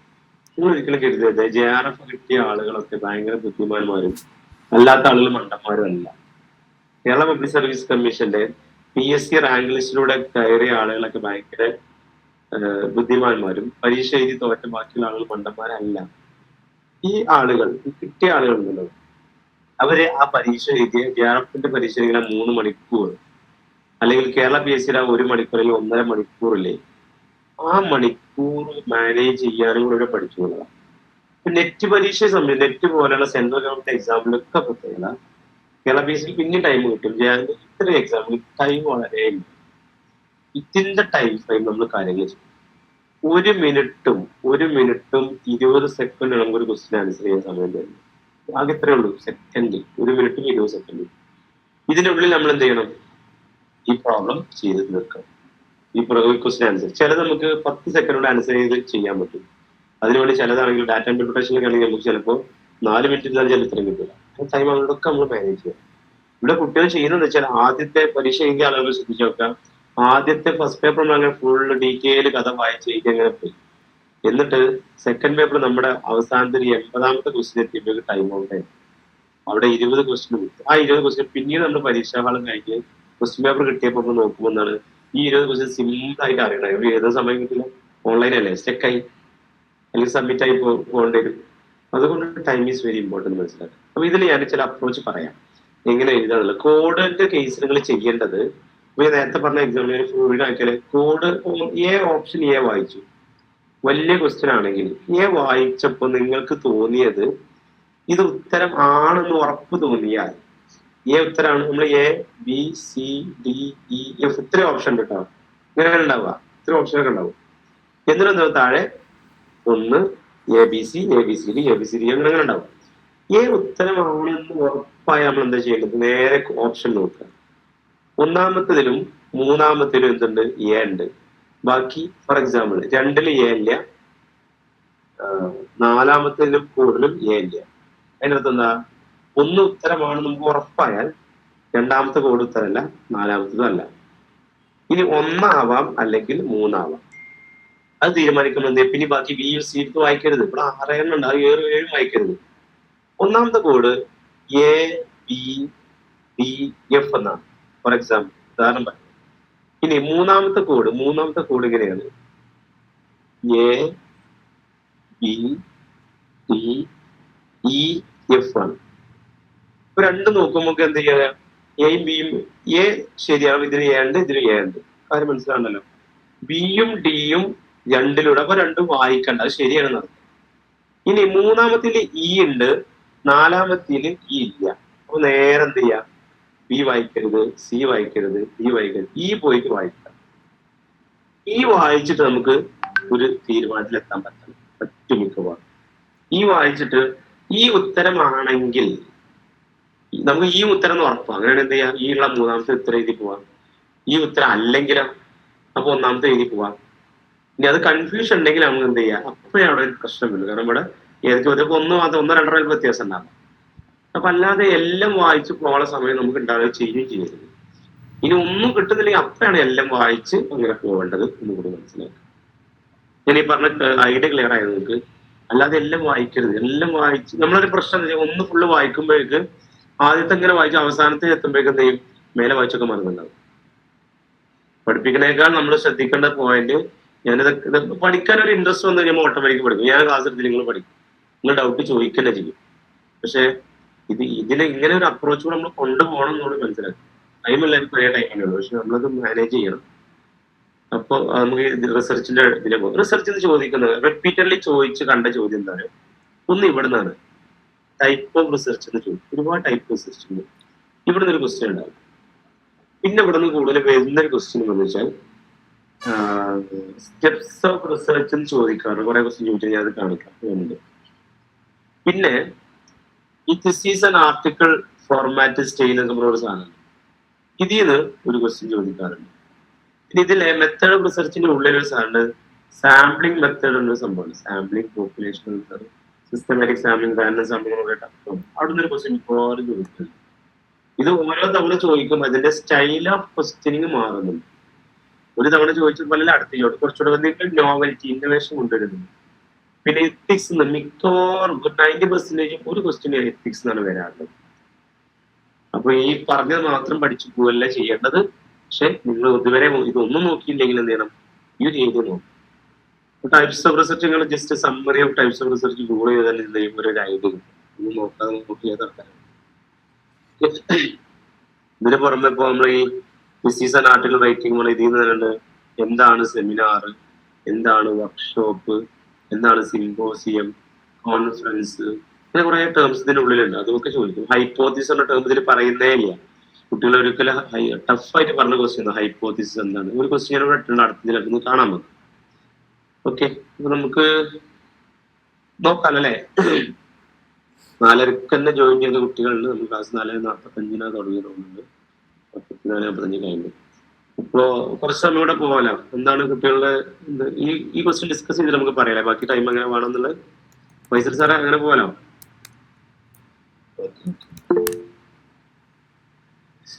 ഇവിടെ ഒരു കാര്യം ഞാൻ തുടക്കത്തിൽ പറയാൻ വിട്ടുപോയി, ഒരു കാര്യം ശ്രദ്ധിക്കണേ. Okay, thank U. ഈ എനർജി 2025 ഡിസംബർ മാസം 26 നമ്മൾ നിൽക്കുന്നത്. നിങ്ങൾ 26 ജനുവരിയിൽ PhD ജോയിൻ ചെയ്തു എന്ന് സങ്കല്പിച്ചോ. മിനിമം നിങ്ങളുടെ PhD കഴിയണമെങ്കിൽ മിനിമം 3 വർഷം എടുക്കണം. MPhil ഉള്ള ആൾക്കാരാണെങ്കിൽ 2 വർഷം കൊണ്ട് തീർക്കാം. MPhil കോൺസെപ്റ്റ് ഇല്ലാത്തതുകൊണ്ട് മിക്കവാറും അങ്ങനെയാണെങ്കിൽ 2029 നമ്മളെ PhD തീരുള്ളൂ. ഒരു അസിസ്റ്റന്റ് പ്രൊഫസർ ആവാൻ നമ്മുടെ സ്വപ്നത്തിലേക്ക് ഒരു ഈസി ആയിട്ട് എത്തണം എന്ന് PhD. അപ്പോൾ ഇപ്പൊ 2029 നമ്മൾ ഡോക്ടർ ആവുള്ളൂ. മിനിമാണ് പറയുന്നത്. മിനിമം PhD വലിയ പണിയൊന്നുമില്ല. ഒരു 1.5 വർഷം നമ്മൾ മെനക്കെട്ടിരുന്നാൽ നമുക്ക് ചെയ്ത് തീർക്കാൻ അത്ര പണിയൊക്കെ ഉള്ളൂ ഏറെക്കുറെ. പിന്നെ വർക്ക് അനുസരിച്ചിരിക്കും. അല്ലെങ്കിൽ 2 വർഷം പരമാവധി. ഓക്കെ, അപ്പോ നമ്മൾ നോക്കണപ്പോ നമ്മുടെ സ്വപ്നത്തിലേക്ക് എത്താൻ ഓരോ 6 മാസം നമ്മളിങ്ങനെ ഡിലേ ചെയ്ത് പോവുകയാണെങ്കിൽ അത്രയും നമ്മൾ ഡിലേ ആവുമെന്ന് മനസ്സിലാക്കുക. പിന്നെ വേറൊരു സജഷൻ നിങ്ങൾക്ക് പറയാനുള്ള PG കാരൊക്കെ ശ്രദ്ധിക്കുക.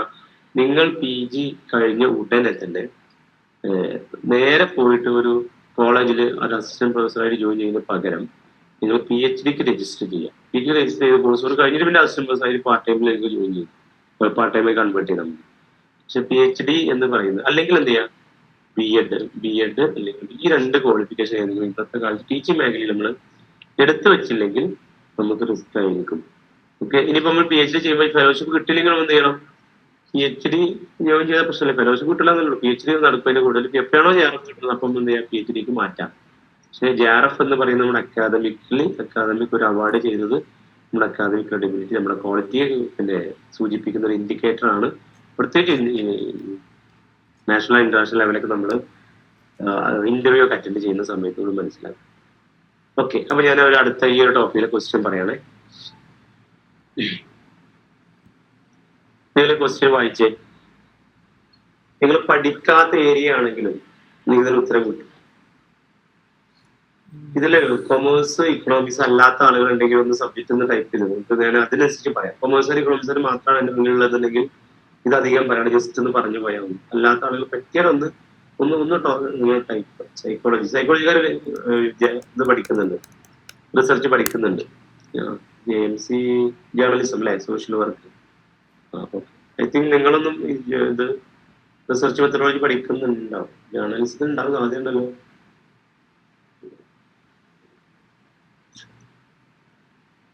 സഫ്ന, നിങ്ങൾക്ക് റിസർച്ച് മെത്തഡോളജി പേപ്പർ ഉണ്ടാവും, ജേർണലിസം ടൈപ്പ് ചെയ്തിട്ടുണ്ടല്ലേ? ഓക്കെ, അപ്പൊ ഏറെക്കുറെ ധാരണ ഉണ്ടാവും. ഞാൻ പറയുന്നത് കുറച്ച് ഇതാണ്, മനസ്സിലാവുന്ന നിങ്ങൾ ഒന്ന് ടൈപ്പ് ചെയ്യുക അല്ലെങ്കിൽ വോയിസിൽ ചെയ്യണേ. In using ഹൈപ്പോത്തറ്റിക്കോ deductive research. ഇപ്പൊ എന്താ സാധനം ഒറ്റ നിങ്ങൾക്ക് മനസ്സിലായില്ലെങ്കിൽ എന്ത് ചെയ്യുക, ഹൈപ്പോത്തറ്റിക്കോ ഡിഡക്റ്റീവ് ആണ് നമ്മൾ ഇന്ന് പറയുന്ന റിസർച്ച് തന്നെ, ഹൈപ്പോത്തിസിസ് വെച്ചുള്ള റിസർച്ച്. ഡിഡക്റ്റീവ് പറഞ്ഞാൽ എന്താ, ലോജിക്കൽ റീസണിങ് നമുക്ക് പഠിക്കുന്ന 2 ടേമാണ്. ഡിഡക്റ്റീവ് റീസണിങ്, അതേപോലെ ഇൻഡക്റ്റീവ്. ഇത് കേൾക്കാത്ത ആളുകൾ ഒറ്റ വാക്കിൽ പറഞ്ഞു നിർത്താം. ജനറൽ ടു സ്പെസിഫിക് ആയിട്ടൊരു കാര്യം പറയുകയാണെങ്കിൽ എല്ലാ മനുഷ്യന്മാരും മരിക്കും, ഞാനൊരു മനുഷ്യനാണ് അതുകൊണ്ട് ഞാനും മരിക്കും. അങ്ങനെ ഒരു യൂണിവേഴ്സൽ സ്റ്റേറ്റ്മെന്റ് വെച്ചൊരു ഒരു കാര്യം പറയുകയാണെങ്കിൽ ഡിഡക്റ്റീവ് എന്നാണ് പറയാം. ഇൻഡക്റ്റീവ് എന്ന് പറഞ്ഞാൽ എന്താണ്, ഞാനൊരു മലപ്പുറത്ത് ഒരു കാറ് കണ്ടു, അതിന്റെ കളർ വൈറ്റ് ആണ്. ഇങ്ങനെ വന്ന് ഫറൂഖിലെത്തിയപ്പോൾ അവിടെ ഒരു കാർ, അതിന്റെ കാറും വൈറ്റ് ആണ്. കോഴിക്കോട് റെയിൽവേ സ്റ്റേഷനിൽ അവിടെ ഒരു കാർ, അതും ഒരു 5-6 കാറുണ്ട്, അതും വൈറ്റ് ആണ്. അതുകൊണ്ട് ഓൾ കാർസ് ആർ വൈറ്റ്. ഇങ്ങനെ പറയുന്നത് കുറെ പർട്ടിക്കുലർ ടു അല്ലെങ്കിൽ specific to, deductive opposite. Specific to general ആയിട്ട് പറയുന്നതാണ് എന്ത്, ഇൻഡക്റ്റീവ് എന്ന് പറഞ്ഞാൽ. നമ്മള് പോലീസ് കേസൊക്കെ തെളിയിക്കാൻ ഉപയോഗിക്കുന്ന മെത്തേഡ് ഇൻഡക്റ്റീവാണ്. ഇൻഡക്റ്റീവ് മെത്തേഡ് എങ്ങനെയാണെന്ന് ചോദിച്ചാൽ, ഇൻഡക്റ്റീവ് മെത്തേഡ് എന്ന് പറയുമ്പോൾ എന്താണ്, പോലീസ് കുറെ ഡാറ്റ കളക്ട് ചെയ്ത് ഇതിങ്ങനെ കുറെ അവസാനം പോലീസ് പറയുന്നത് ഇതെല്ലാം ഇങ്ങനെ ആയതുകൊണ്ട് ഇയാളാണ് പ്രതി എന്ന് പറയും അല്ലെ. അപ്പൊ ഇതാണ് ഇൻഡക്റ്റീവ്. ഡാറ്റ കുറെ കളക്ട് ചെയ്ത് അതിന്റെ അടിസ്ഥാനത്തിൽ നമ്മളൊരു നിഗമനത്തിലേക്ക് എത്തുന്നത്. മറ്റെന്താണ്, ഒരു നിഗമനം ആദ്യം പറയുന്നത്, അതിന് ബാക്കിയുള്ള നമ്മൾ ടെസ്റ്റ് ചെയ്യും. ഇനി അപ്പൊ നമുക്ക് ഇതിന്റെ ഉത്തരം എന്താ, നിങ്ങൾ ആൻസർ പോസ്റ്റ് ചെയ്തോ എന്ന് ഞാൻ പറയുന്നത് കേൾക്കുകയാണോ? സ്പീഡ് കൂടിയാവും. സ്പീഡ് അറിയാതെ കൂടുന്നുണ്ടോ എന്ന് എനിക്ക് തോന്നുന്നുണ്ട്. കാരണം എന്താ വെച്ചാൽ എന്റെ മൈൻഡിൽ ഈ പരീക്ഷ അടുത്തല്ലോ എന്നുള്ള തീരാൻ പോകുന്നത്. ഓക്കെ, B ഒരാൾ പറയുന്നത്. ഈ ടൈപ്പ് ക്വസ്റ്റ്യൻ നമ്മൾ ചെയ്യേണ്ട എന്താ അറിയോ, which of the following sequence is considered appropriate. അത് നമ്മൾ ഹൈപ്പോത്തസിസ് ടെസ്റ്റ് ചെയ്യുന്ന ഒരു ജനറൽ സയന്റിഫിക് റിസർച്ചിൽ അതിന്റെ സ്റ്റെപ്പ് എന്താണെന്ന് ചോദിക്കുന്നത്. അപ്പോൾ ആദ്യം ഇതെല്ലാം വായിച്ച് സമയം കളയരുത്. ആദ്യം ചെയ്യുന്ന എന്താ അറിയോ, ഒന്നാമത്തെ വായിക്കാം, ഹൈപ്പോസിസ് മേക്കിംഗ്. ഹൈപ്പോസിസ് ഉണ്ടാക്കണം അല്ലെ. ഇതിലെന്താണ്? റിസർച്ച് പ്രോബ്ലം ഉണ്ടാക്കണം. Then C hypothesis making, D hypothesis testing. നിങ്ങൾ ഈ ഡി നോക്കാം. ഹൈപ്പോസിസ് ടെസ്റ്റ് ചെയ്യുക, ആദ്യത്തെ സ്റ്റെപ്പ് ടെസ്റ്റ് ചെയ്യലായിരിക്കും. അത് ഉണ്ടാക്കിയിട്ട് വേണ്ടേ? ഇതെന്തായാലും ഉത്തരം വരില്ല എന്ന് മനസ്സിലായി. നമ്മൾ മേലെ എയും ബിയും സിയും നോക്കുകയാണ്. ഒരു റിസർച്ചില്, ഏത് റിസർച്ചിന്റെ ആദ്യത്തെ സ്റ്റെപ്പ് എന്താ? എസ്റ്റാബ്ലിഷ്മെന്റ് ഓഫ് റിസർച്ച് പ്രോബ്ലം അല്ലേ? ഒരു പ്രോബ്ലം ഉണ്ടാക്കുന്നല്ലേ അല്ലേ? ആണല്ലോ. റിസർച്ച് പ്രോബ്ലം മീൻസ് ഒരു ക്വസ്റ്റ്യൻ, റിസർച്ച് ക്വസ്റ്റ്യൻ ഉണ്ടാക്കുന്നത്. നമുക്ക് ആദ്യം നമ്മളെ പണി എന്താ? നമ്മൾ ആദ്യം JRF കിട്ടാണ് പണി. JRF കിട്ടുക, അത് കഴിഞ്ഞിട്ട് ഒരു ഗൈഡിനെ കിട്ടുക. ഗൈഡ് കിട്ടിയ റിസർച്ചിന്റെ ഒന്നാം സ്റ്റെപ്പ് എന്താ? ഒരു ടോപ്പിക്സ് സെലക്ഷൻ, അതായത് റിസർച്ച് പ്രോബ്ലം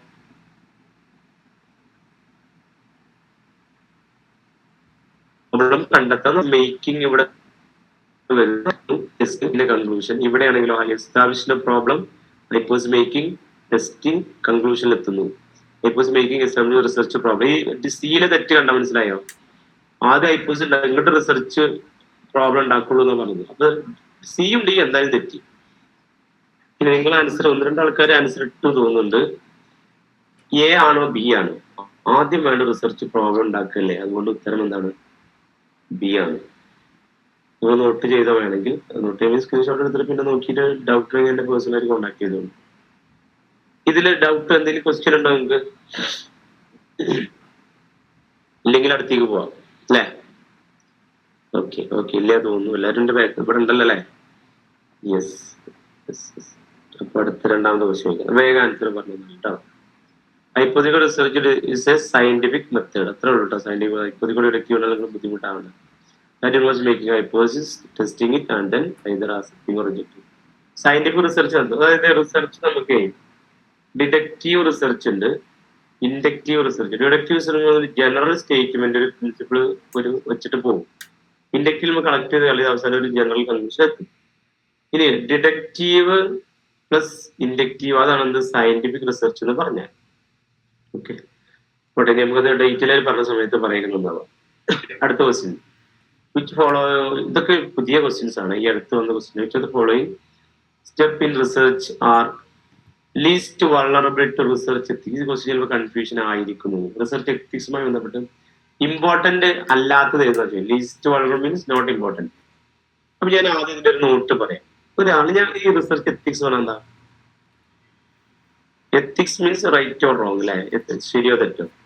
റൈറ്റ് റോങ് നമ്മൾ പറയാന്ന് പറഞ്ഞാല് ആലോചിച്ച് നോക്കൂ. ഞാന് ഒരു നിങ്ങളടുത്ത് ഡാറ്റ കളക്ട് ചെയ്തു, എന്നിട്ട് ഞാൻ ഡാറ്റ പ്രോസസ് ചെയ്തപ്പോൾ ഞാൻ ഉദ്ദേശമുള്ള റിസൾട്ട് എനിക്ക് കിട്ടിയില്ല. ഞാൻ എന്ത് ചെയ്തു? എന്റെ ഉദ്ദേശ റിസൾട്ടിലേക്ക് അതിനെ മാറ്റിയാൽ അത് അണത്തിക്കലാണ്. നിങ്ങൾക്ക് കിട്ടിയ ഡാറ്റ ഞാൻ ബയാസ്ഡ് അല്ലാതെ ഞാൻ ആ ഡാറ്റയുടെ അടിസ്ഥാനത്തിൽ ഞാൻ എന്ത് ചെയ്യണം? എന്റെ കൺക്ലൂഷനിലേക്ക് എത്തണം, റിസർച്ചിന്റെ സൊല്യൂഷനിലേക്ക് എത്തണം.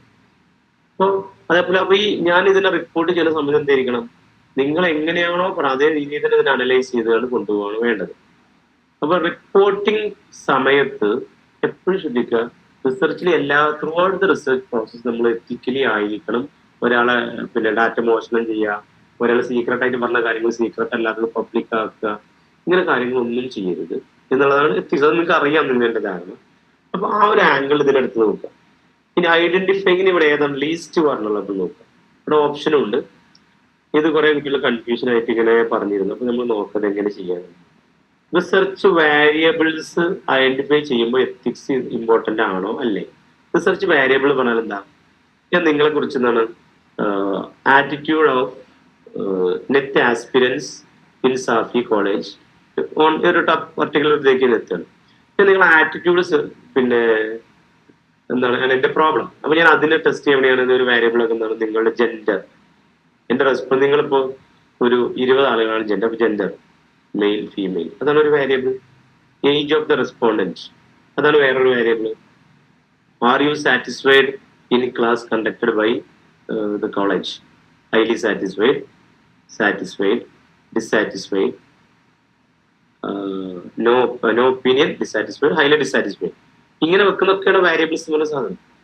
ഓക്കെ, അപ്പൊ വാരിയബിൾ സെലക്ട് ചെയ്യുമ്പോൾ അത്ര ഇമ്പോർട്ടന്റ് എത്തിക്സ് നോക്കണോ? നിങ്ങൾ ആൻസറിലേക്ക് വരണം. അടുത്തത് ഡിഫൈനിങ് റിസർച്ച് വാല്യൂ. ഈ റിസർച്ച് വാല്യൂ ഡിഫൈൻ ചെയ്ത് വെക്കുന്നുണ്ട്. അവിടേക്ക് എത്തിക്സ് അത്ര ഇമ്പോർട്ടന്റ് ആണോ അല്ലേ? അടുത്തത് data collection procedure. Data collect ചെയ്യുമ്പോൾ ശ്രദ്ധിക്കണ്ടേ? ഡാറ്റ അനാലിസ് ചെയ്യുന്ന പ്രൊസീജിയർ ഇതിൽ ശ്രദ്ധിക്കണം കേട്ടോ. റിപ്പോർട്ടിംഗ്, റിസർച്ച് ഔട്ട്, ഇതിൽ ഏറ്റവും ഇമ്പോർട്ടന്റ് ഏതാ? അതൊന്ന് പറഞ്ഞു. ഏറ്റവും ഇമ്പോർട്ടന്റ് പോയിന്റ് ഏതാ? ഏറ്റവും ഇമ്പോർട്ടന്റ് അതൊന്ന് മാർക്ക് ചെയ്തേ. 1 2 3 4 5 ഏറ്റവും ഇമ്പോർട്ടന്റ്. ഞാൻ നിങ്ങൾക്ക് ഒരു ജസ്റ്റ് ഇതിന്റെ ഒരു ക്ലാസ് എടുത്തു. ജസ്റ്റ് ഒരു ഹിന്റ് പറഞ്ഞത്.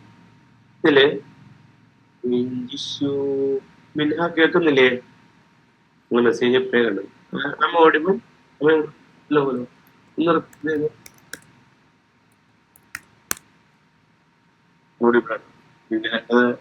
എന്താ അറിയില്ല. എന്തായാലും ഓക്കെ, കം ബാക്ക്. ചോദ്യം ഇതാണ്, ഈ 5ൽ നിങ്ങൾക്ക് ഏറ്റവും ഇമ്പോർട്ടന്റ് ആണ്, ലീസ്റ്റ് വൾണറബിൾ അല്ലേ ചോദിച്ചത്? മോസ്റ്റ് പിന്നെ നല്ല ഇമ്പോർട്ടന്റ് ഏതാണ്? ലീസ്റ്റ് വൾണറബിൾ നമുക്ക് കാണേണ്ടത്. എന്റെ ചോദ്യം ഇതില് നിങ്ങൾ ഒന്ന് പറയുക, അല്ലെങ്കിൽ ഒന്ന് ടൈപ്പ് ചെയ്ത് 1 2 3 4 5 ഫൈസൽ സാറ് പറയുന്നത്. ഓക്കെ, ഈ 5th വൺ ഇമ്പോർട്ടന്റ് ആണല്ലേ, വൾണറബിൾ അല്ല, ലീസ്റ്റ് അല്ല, ഈ മോസ്റ്റ് ഇമ്പോർട്ടന്റ്. അപ്പൊ 5th ആൻസർ വരരുത്. 5th വരാത്ത ഇതിൽ മാത്രമേ 5th ഉള്ളൂ. അപ്പൊ ഡി വരില്ല എന്ന് മനസ്സിലായി. ഇനിയോ? അപ്പൊ നമ്മൾ ഡി വരില്ല. പക്ഷെ ഇനി പ്രശ്നം എന്താ അറിയോ? 1 and 2 3 4 3 2 3. അപ്പൊ ഒരു കാര്യം ചെയ്യാം, ഈ 3 വരുമോ നോക്കുക. 3 വരില്ല എന്നുണ്ടെങ്കിൽ സിയും ബിയും കട്ട് ചെയ്യാം. ഇനി സി വരുന്നുണ്ടെങ്കിൽ അപ്പൊ എന്ത് ചെയ്യണം? ബിയോ സിയോ നമുക്ക് നോക്കും. നിങ്ങളൊന്ന് നോക്കുന്നു ആൻസർ ചെയ്തേ. നിങ്ങൾ 3 ഡാറ്റ കളക്ഷൻ പ്രൊസീജിയർ. ഈ സമയത്ത് നമ്മൾ ഇത് ഡാറ്റ കളക്ട് ചെയ്യുമ്പോൾ നമ്മൾ എന്ത് ചെയ്യും?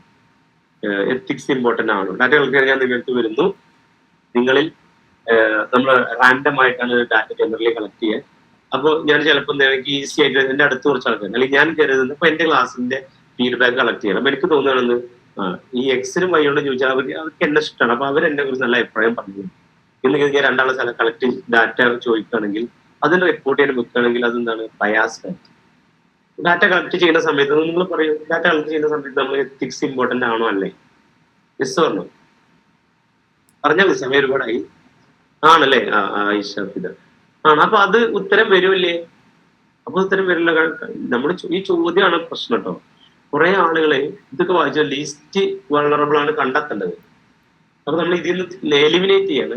ഡാറ്റ കളക്ഷൻ ഇമ്പോർട്ടന്റ് ആണ്. ആ സമയത്ത് നമ്മൾ ഇഷ്ടപ്പെട്ട ആൾക്കാർക്ക് പോയി ചോദിക്കുക, അല്ലെങ്കിൽ എന്താണ് നമ്മൾ ചില ആൾക്കാരെ പറഞ്ഞ് റെക്കോർഡ് ചെയ്യാതിരിക്കുക. ഡാറ്റ കളക്ഷൻ ഈസ് വരുമ്പോൾ അങ്ങനെയാണെങ്കിൽ 3 ഉത്തരം വരില്ല. 3 എത്തിക്സുമായി ബന്ധപ്പെട്ടതാണ്. അങ്ങനെയാണെങ്കിൽ ഓപ്ഷൻ സിയിൽ 3 ഉണ്ട്, ഇവിടെ ബിയിലും 3 ഉണ്ട്. ഇത് 2 ഉത്തരം വരില്ല. ഇനി ആകെ ഓപ്ഷൻ നമുക്കുള്ള ഉത്തരം വരാൻ സാധ്യത ഉള്ളത് ഓപ്ഷൻ എ. കാര്യം മനസ്സിലായി? ഇത് എക്സ്പ്ലെയിൻ ചെയ്തെങ്കിൽ മനസ്സിലായല്ലോ എന്ന് പറഞ്ഞു. അതോ ഇങ്ങനെ പറഞ്ഞോണ്ട് ഉപകാരം ഉണ്ടായോ? അതോ ഉത്തരമാണ് പോയത്? ഇവിടെ ആൻസർ 1 is the answer. നമുക്ക് ഒരു ആൻസർ കിട്ടുന്നില്ലെങ്കിൽ ഇപ്പൊ ഒരാൾ പറയണത് റിസർച്ച് വേരിയബിൾ ഡിഫൈൻ ചെയ്യുമ്പോൾ കുഴപ്പമില്ല, 1 ഉത്തരം വരും. 1 വരും തോന്നിയതിന് നേരെ 1 ഓപ്ഷൻ ഏതാന്ന് നോക്കുക. അത് കിട്ടാത്ത ആൾക്കാരുണ്ടെങ്കിലും 1 ഓപ്ഷനേ ഉള്ളൂ. എഴുതിപ്പോയി കഴിഞ്ഞു, ഡിസ്കഷൻ ഇല്ല. ഇനി നമ്മൾ ഇത് 5 വായിച്ചിട്ട് ചെയ്യുന്ന സമയത്ത് മോസ്റ്റ് ഇമ്പോർട്ടന്റ് അറിയണത് ഇത് മിക്കവാറും ഞാൻ കണ്ടത് ഇത് വരൂല്ലെന്ന് അറിയാത്ത ആൾക്കാർ 1 2 വരൂല്ലേ, എല്ലാം ഇമ്പോർട്ടന്റ് ആണ്. അങ്ങനത്തെ ഒരു ക്വസ്റ്റ്യൻ വരുമ്പോൾ റിപ്പോർട്ടിങ് വെരി ഇമ്പോർട്ടന്റ് ആണല്ലോ നോക്കി. അങ്ങനെ 5 ഓപ്ഷൻ. അപ്പൊ ഡി വരില്ല. പിന്നെ നമുക്ക് ഡാറ്റ അനലൈസ് ചെയ്യുമ്പോൾ ശ്രദ്ധിക്കണം, ഡാറ്റ കളക്ഷനും ശ്രദ്ധിക്കണം കേട്ടോ, 2 ശ്രദ്ധിക്കണം. അപ്പൊ കളക്ഷൻ വെരി ഇമ്പോർട്ടന്റ്. നമ്മൾ കളക്ഷൻ എടുക്കാൻ കാരണം എന്താ? ഇനി വരുന്ന ഓപ്ഷനിൽ 3 ഇതിലും ഉണ്ട്, 3 ഇതിലും ഉണ്ട്. അപ്പൊ 3 ഉത്തരം വരികയാണെങ്കിൽ നമ്മൾ എന്ത് ചെയ്യണം? ഈ സിയോ ഡിയോ നോക്കാം. 3 ഉത്തരം വരില്ല എന്ന് കണ്ടതിൽ 2 കട്ട് ചെയ്തു, പിന്നെ 1 ഉള്ളൂ, 1 ചെയ്തു. ഇൻ കേസ് 3 ഉത്തരം ആയിരുന്നെങ്കിലോ അപ്പൊ നമ്മൾ എന്താ ചെയ്യാം? എന്താണ് ഇതിനൊക്കെ ബെനിഫിറ്റ്? ഇങ്ങനെയൊക്കെ ചെയ്യേണ്ട ആവശ്യമുണ്ട് സാർ എന്ന് ചോദിക്കും. 3 ഉത്തരമാണ് ആളും സാധ്യത. അങ്ങനെയാണെങ്കിൽ ഈ സിയും ബിയും ഉത്തരമാവാൻ സാധ്യത. അങ്ങനെയാണെങ്കിൽ നമ്മൾ എന്ത് ചെയ്യണം? 2 വായിക്കുക. 2 നമുക്ക് കിട്ടുമെങ്കിൽ, 2 ഉത്തരമാവുന്നെങ്കിൽ ഇത് എഴുതാം. 2 ഉത്തരം ആവില്ല എന്നുണ്ടെങ്കിലോ അപ്പോൾ സി എഴുതാം. അപ്പോഴും നമുക്ക് ഈ 4 വായിക്കേണ്ട സമയം, അതേപോലെ ചിലതൊക്കെ വായിക്കേണ്ട സമയം നമുക്ക് ലാഭമാണ്. ഇനി ഒരാൾക്ക് ഒന്ന് എന്തായാലും ഉത്തരം അല്ല, ഇതിന് സോറി എത്തിക്സുമായി ബന്ധപ്പെട്ട് ഇമ്പോർട്ടന്റ് അല്ല എന്ന് മനസ്സിലായി ഇവിടെ നേരെ വരുന്നത്. അപ്പൊ അവിടെ വെച്ചിട്ട് ആ സമയത്ത് നമ്മൾ ഓരോ സ്ട്രാറ്റജി എടുക്കണം. 5:49 ആയില്ലേ? ശ്യാം സാർ പൈസ സാർ ഇവിടെ ഉണ്ടല്ലോ. നമുക്കിതില് ഒരു ഒന്നോ രണ്ടോ ക്വസ്റ്റ്യൻ ഉണ്ട് തോന്നുന്നു. എത്ര കഴിഞ്ഞ് നിർത്തല്ലേ സാർ? ബംഗ 6:14 എന്താ വേണ്ടേ? കുട്ടികൾ ആൻസർ ചെയ്ത് പൈസ സാർ ഒന്ന് പറഞ്ഞിട്ടുണ്ടോ? In which of the following reporting format is formally prescribe? ഇത് വേഗം പറയാം. ഏതിലാണ് ഒരു റിപ്പോർട്ടിങ്ങിന്റെ ഒരു ഫോർമാറ്റ് ഒക്കെ ഫോർമലി പറയുന്നത്? നിയമപരമായിട്ട് ഇങ്ങനെ സാധനം, അതായത് ഇങ്ങനെയൊക്കെ ആയിരിക്കണം റിപ്പോർട്ട് ചെയ്യേണ്ടത്. ഡോക്ടർ ലെവൽ തിസീസ്, അതായത് PhD തിസീസ്. കോൺഫറൻസ് റിസർച്ചേഴ്സിന്റെ കോൺഫറൻസിൽ ഒരു ഫോർമാറ്റ് പറയുന്നുണ്ടോ? Workshop and seminar, symposium. ഓരോ ഓപ്ഷനും കുറെ കാര്യങ്ങൾ പറയാനുണ്ട്. തൽക്കാലം ആദ്യം ആൻസർ എന്ന് പറയുന്നത് ഞാൻ സമയത്തിന് പറഞ്ഞു.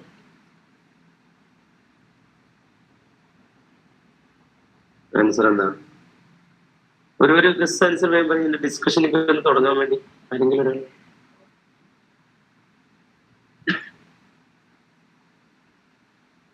ആൻസർ എന്താണ്? ഓക്കെ, ഒരാൾ ആൻസർ ചെയ്യുന്നുണ്ടോ?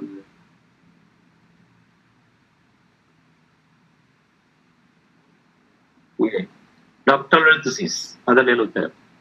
ഡോക്ടർ ലെവൽ തിസീസ്, അതായത് തിസീസ് നമ്മള് ഡിഗ്രിക്ക് ഇനിയിപ്പോ PG ഫൈനൽ ആളുകളൊക്കെ പ്രൊജക്ട് ചെയ്യുമ്പോൾ നമുക്കൊരു ഫോർമാറ്റില് എന്താണ്, ഫസ്റ്റ് പേജ്, ടൈറ്റിൽ പേജ്, അതിന് ഉള്ളില് കണ്ടന്റുകൾ കൊടുക്കണം, ഇതിന് അബ്രിവിയേഷൻ കൊടുക്കണം, അതിന് താഴെ നമ്മൾ ഓരോ ലെറ്റർ കൊടുക്കുമ്പോൾ മറ്റൊരു ആയിരിക്കണം font size, times new Rommel ആയിരിക്കണം ലെറ്റർ, ഹെഡിങ് 14 ആയിരിക്കണം സൈസ്. ഇങ്ങനെ കുറെ കണ്ടീഷൻ ഇല്ലേ? 1.5 സ്പേസ് ഉണ്ടായാൽ 2 സ്പേസ് 2 ആയിരിക്കണം. ഇങ്ങനെ കുറെ കാര്യങ്ങൾ പറയുന്നുണ്ടല്ലോ. ഇതാണ് ഡോക്ടർ ഇതേപോലെ കണ്ടീഷൻസ്. ഫോർമാറ്റ് ഉണ്ട്. കോൺഫറൻസ് പറഞ്ഞാൽ അപ്പൊ ഇവിടെ നമ്മള് കോൺഫറൻസ്, വർക്ക്ഷോപ്പ്, സെമിനാർ, അതിന്റെ റിപ്പോർട്ടിന് ഒന്നില്ലേ? അതിന്റെ റിപ്പോർട്ടിനാണ് ചോദിക്കുന്നത്. പ്രോഗ്രാമിന് നമുക്ക് ഫോർമാറ്റ് ഉണ്ട്. ഇവിടെ ഇപ്പൊ നമ്മൾ ഈ പ്രോഗ്രാം തുടങ്ങിയപ്പോ പിന്നെ നമ്മുടെ സ്വാഗതം പറഞ്ഞു, പ്രിൻസിപ്പിൾ ഇനാഗുറേറ്റ് ചെയ്ത ഒരു ഫോർമലി നമ്മൾ ഫോർമൽ. പക്ഷെ റിപ്പോർട്ടിങ്ങിന് ഒരു ഫോർമാറ്റ് ഏറ്റവും വെക്കാവും. അതിന് മുമ്പ് കൺക്ലൂഷൻ, റെഫറൻസ് വെക്കണം, അല്ലെങ്കിൽ ബിബ്ലിയോഗ്രഫി വെക്കണം. അതിന് മുമ്പായിരിക്കണം എന്നിട്ട് അവിടെ കൺക്ലൂഷന്. അങ്ങനെ ഒരു സ്ട്രക്ചർ ഇല്ലേ? അതൊക്കെ ഡോക്ടർ തിസീസിന് പ്രൊജക്ട് വെക്കുക. ഇനി ഇവിടെ ഒരു ചോദ്യം, വർക്ക്ഷോപ്പും സെമിനാറും ഉള്ള വ്യത്യാസം എന്താ? സമയം കുറവായതിൽ ഞാൻ വേഗം ഒന്ന് പറയാം. നിങ്ങൾ ചോദിച്ചൊക്കെ ചെയ്യേണ്ടതാണ്. വർക്ക്ഷോപ്പ്, സെമിനാർ എന്ന് പറഞ്ഞാൽ ഇത് സെമിനാർ. ഞാനിപ്പോ നിങ്ങളോട് സംസാരിക്കുന്നത് it's not a workshop, it's a seminar. Seminar means it is an academic discussion. അവിടെ ഒരു ചെയർ ഉണ്ടായിരിക്കും, ചെയർമാൻ ഉണ്ടായിരിക്കും, മോഡറേറ്ററിൽ ചെയർമാൻ വേണമെങ്കിൽ പറയാം. അക്കാദമിക് ഡിസ്കഷൻ ആണ്. അവിടെ പാർട്ടിസിപ്പൻസ് എന്ത് ചെയ്യാം? ക്വസ്റ്റ്യൻ ചോദിക്കാം, ഡൗട്ട് ക്ലിയർ ചെയ്യാം. നമ്പർ ഓഫ് ഓഡിയൻസ് സ്മോൾ ആയിരിക്കും. ശ്രദ്ധിക്കണേ ഈ പോയിന്റ്. സെമിനാർ കൊണ്ട് എല്ലാവരും കുറെ ഓഡിയൻസ് ഉണ്ടാവുന്നതാണ് ധാരണ. തെറ്റാണ്. നമ്മള് കോളേജിൽ സെമിനാർ വെക്കുമ്പോൾ ഒരു 100-ഓ 150-ഓ ആൾക്കാർ വരുന്നുണ്ടെങ്കിൽ അത് നമ്പർ ഓഫ് ഓഡിയൻസ് ലാർജ് അല്ല. 1000-ങ്ങളും 10,000-ങ്ങളും സെമിനാറിൽ വരാറുണ്ടാവും. സാഫി കോളേജിൽ ഇല്ലല്ലോ. 100, 150, 200 ഒക്കെ വരാം. ഒരു 100 അല്ലെങ്കിൽ അറൌണ്ട് 100 ഈ റേഞ്ച് ഒക്കെയാണ് എന്ത് സ്മോൾ. സെമിനാർ എന്ന് പറയുന്നത് ലാർജ് നമ്പർ അല്ല, സ്മോൾ നമ്പർ ഓഫ് ഓഡിയൻസ് ഉണ്ടാവുക. വർക്ക്ഷോപ്പ് എന്ന് പറഞ്ഞാൽ വർക്ക്ഷോപ്പിൽ ഒരു സ്കില്ലാണ് ഇമ്പാർട്ട് ചെയ്യുക. സെമിനാറിൽ ഒരു നോളജ് ആണ്, സ്കില്ല്. ഇപ്പൊ നമ്മൾ എന്ത് ചെയ്യാണ്? How to prepare PPT for classroom teaching. അതിന് നിങ്ങൾ എല്ലാവരും വേണ്ടി നമ്മൾ എന്ത് ചെയ്യും? ഞാൻ നിങ്ങളൊക്കെ ഒരു ലാപ്പായിട്ട് വരും. നിങ്ങൾ പോകുമ്പോൾ അതിന് പ്രിപ്പയർ ചെയ്യുന്ന ഒരു സ്കില്ല് പഠിച്ചിട്ടാണ് പോവുക. എങ്ങനെ? SPSS എന്ന് പറയുന്ന സോഫ്റ്റ്വെയർ, SPSS ഡാറ്റ അനലൈസ് ചെയ്യുന്ന സോഫ്റ്റ്വെയർ ഉപയോഗിച്ച് എങ്ങനെ ഡാറ്റ അനലൈസ് ചെയ്യാം PhDക്ക്.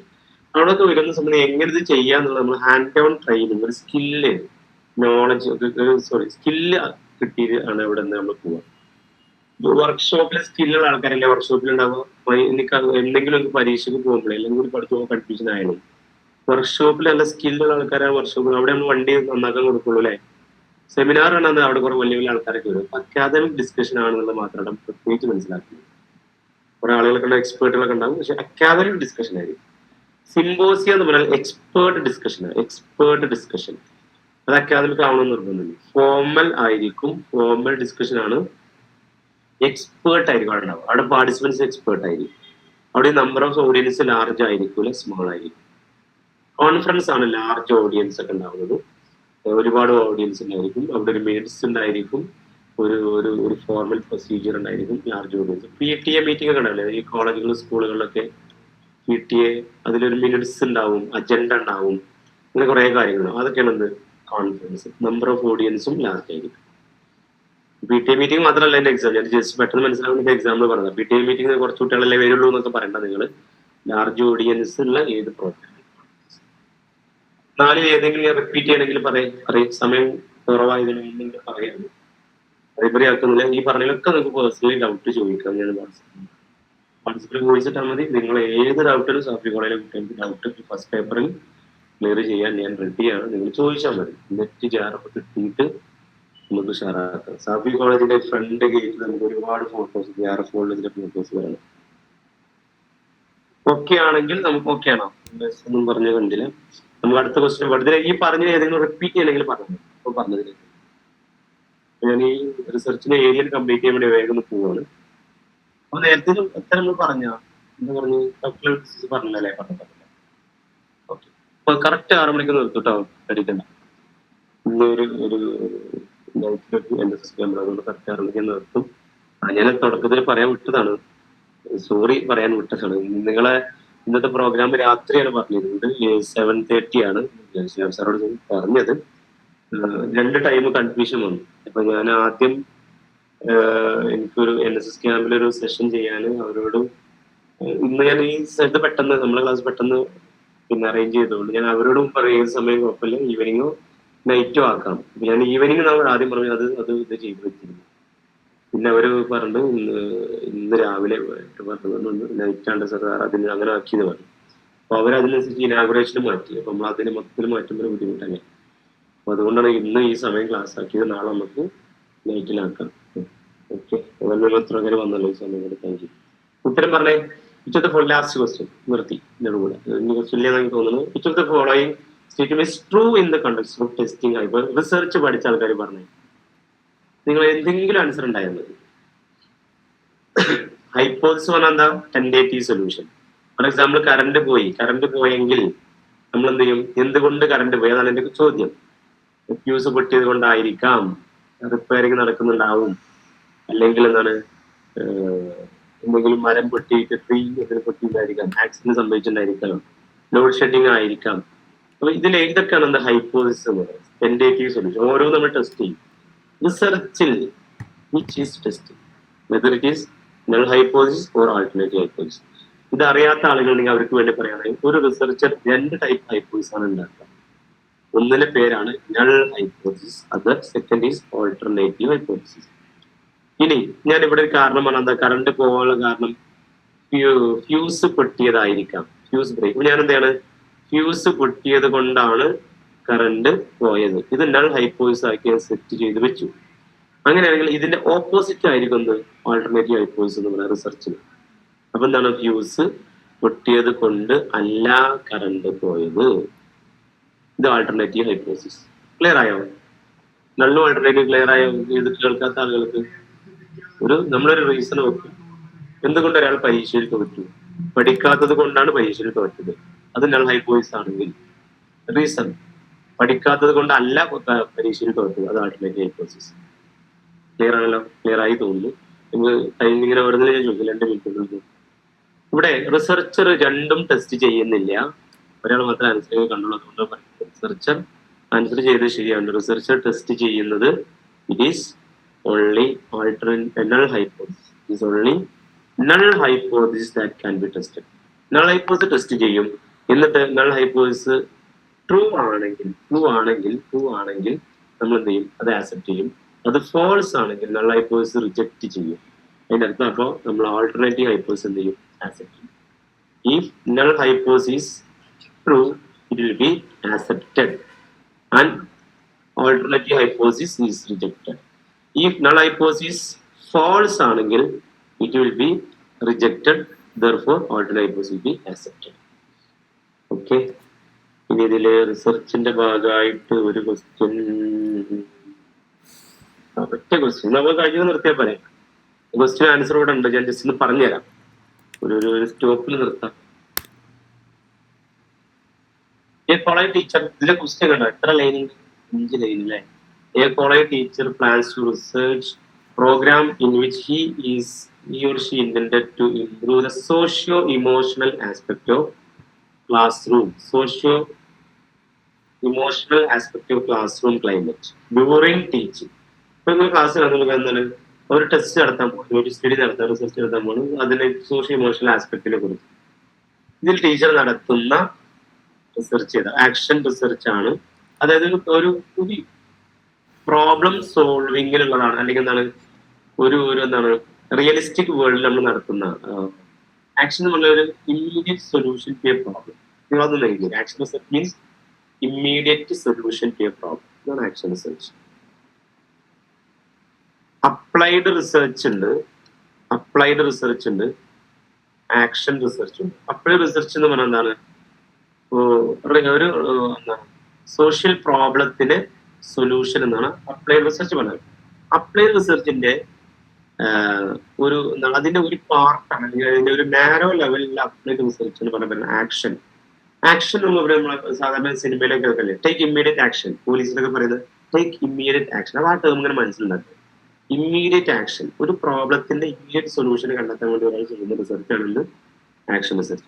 ഹിസ്റ്റോറിക്കൽ റിസർച്ച് പറഞ്ഞാൽ പാസ്റ്റ് ലൈവ് ചെയ്യലെ എപ്പോൾ പറയാം, ഇപ്പൊ നിർത്താം, പാസ്റ്റ് ഇവന്റ്സുമായി ബന്ധപ്പെട്ടുള്ള റിസർച്ചാണ് historical research. Past events, past കാര്യങ്ങൾ. ഡിസ്ക്രിപ്റ്റീവ് എന്നുള്ള എന്താണ്, വാട്ട് എന്നുള്ള ചോദ്യത്തിന് ഉത്തരമാണ് ഉണ്ടാകുന്നത്. എന്താണ് സംഭവിക്കുന്നത്, what is happening, describing what is happening. അപ്പൊ ഇപ്പൊ നിൽക്കുന്ന ഒരു കാര്യത്തെ കുറിച്ച് എക്സ്പ്ലെയിൻ ചെയ്യാം. What is the present condition of migrant employees in Kerala, അത് അവരുടെ ഇപ്പോഴത്തെ സ്റ്റാറ്റസ് പറയുന്നത്. എക്സ്പെരിമെന്റൽ പറഞ്ഞാൽ എന്തായിരിക്കും, നമ്മൾ ഫ്യൂച്ചറിസ്റ്റിക്ക, നമ്മൾ സംതിങ് നമ്മൾ എന്താണ് എക്സ്പെരിമെന്റ് നടത്തി നിരീക്ഷണങ്ങൾ നടത്തി കണ്ടു അവിടെ നമ്മൾ കൺട്രോൾ ചെയ്ത് ചില കാര്യങ്ങൾ ഒബ്സർവ് ചെയ്തിട്ടൊക്കെ നടത്തുന്ന റിസർച്ചാണ്.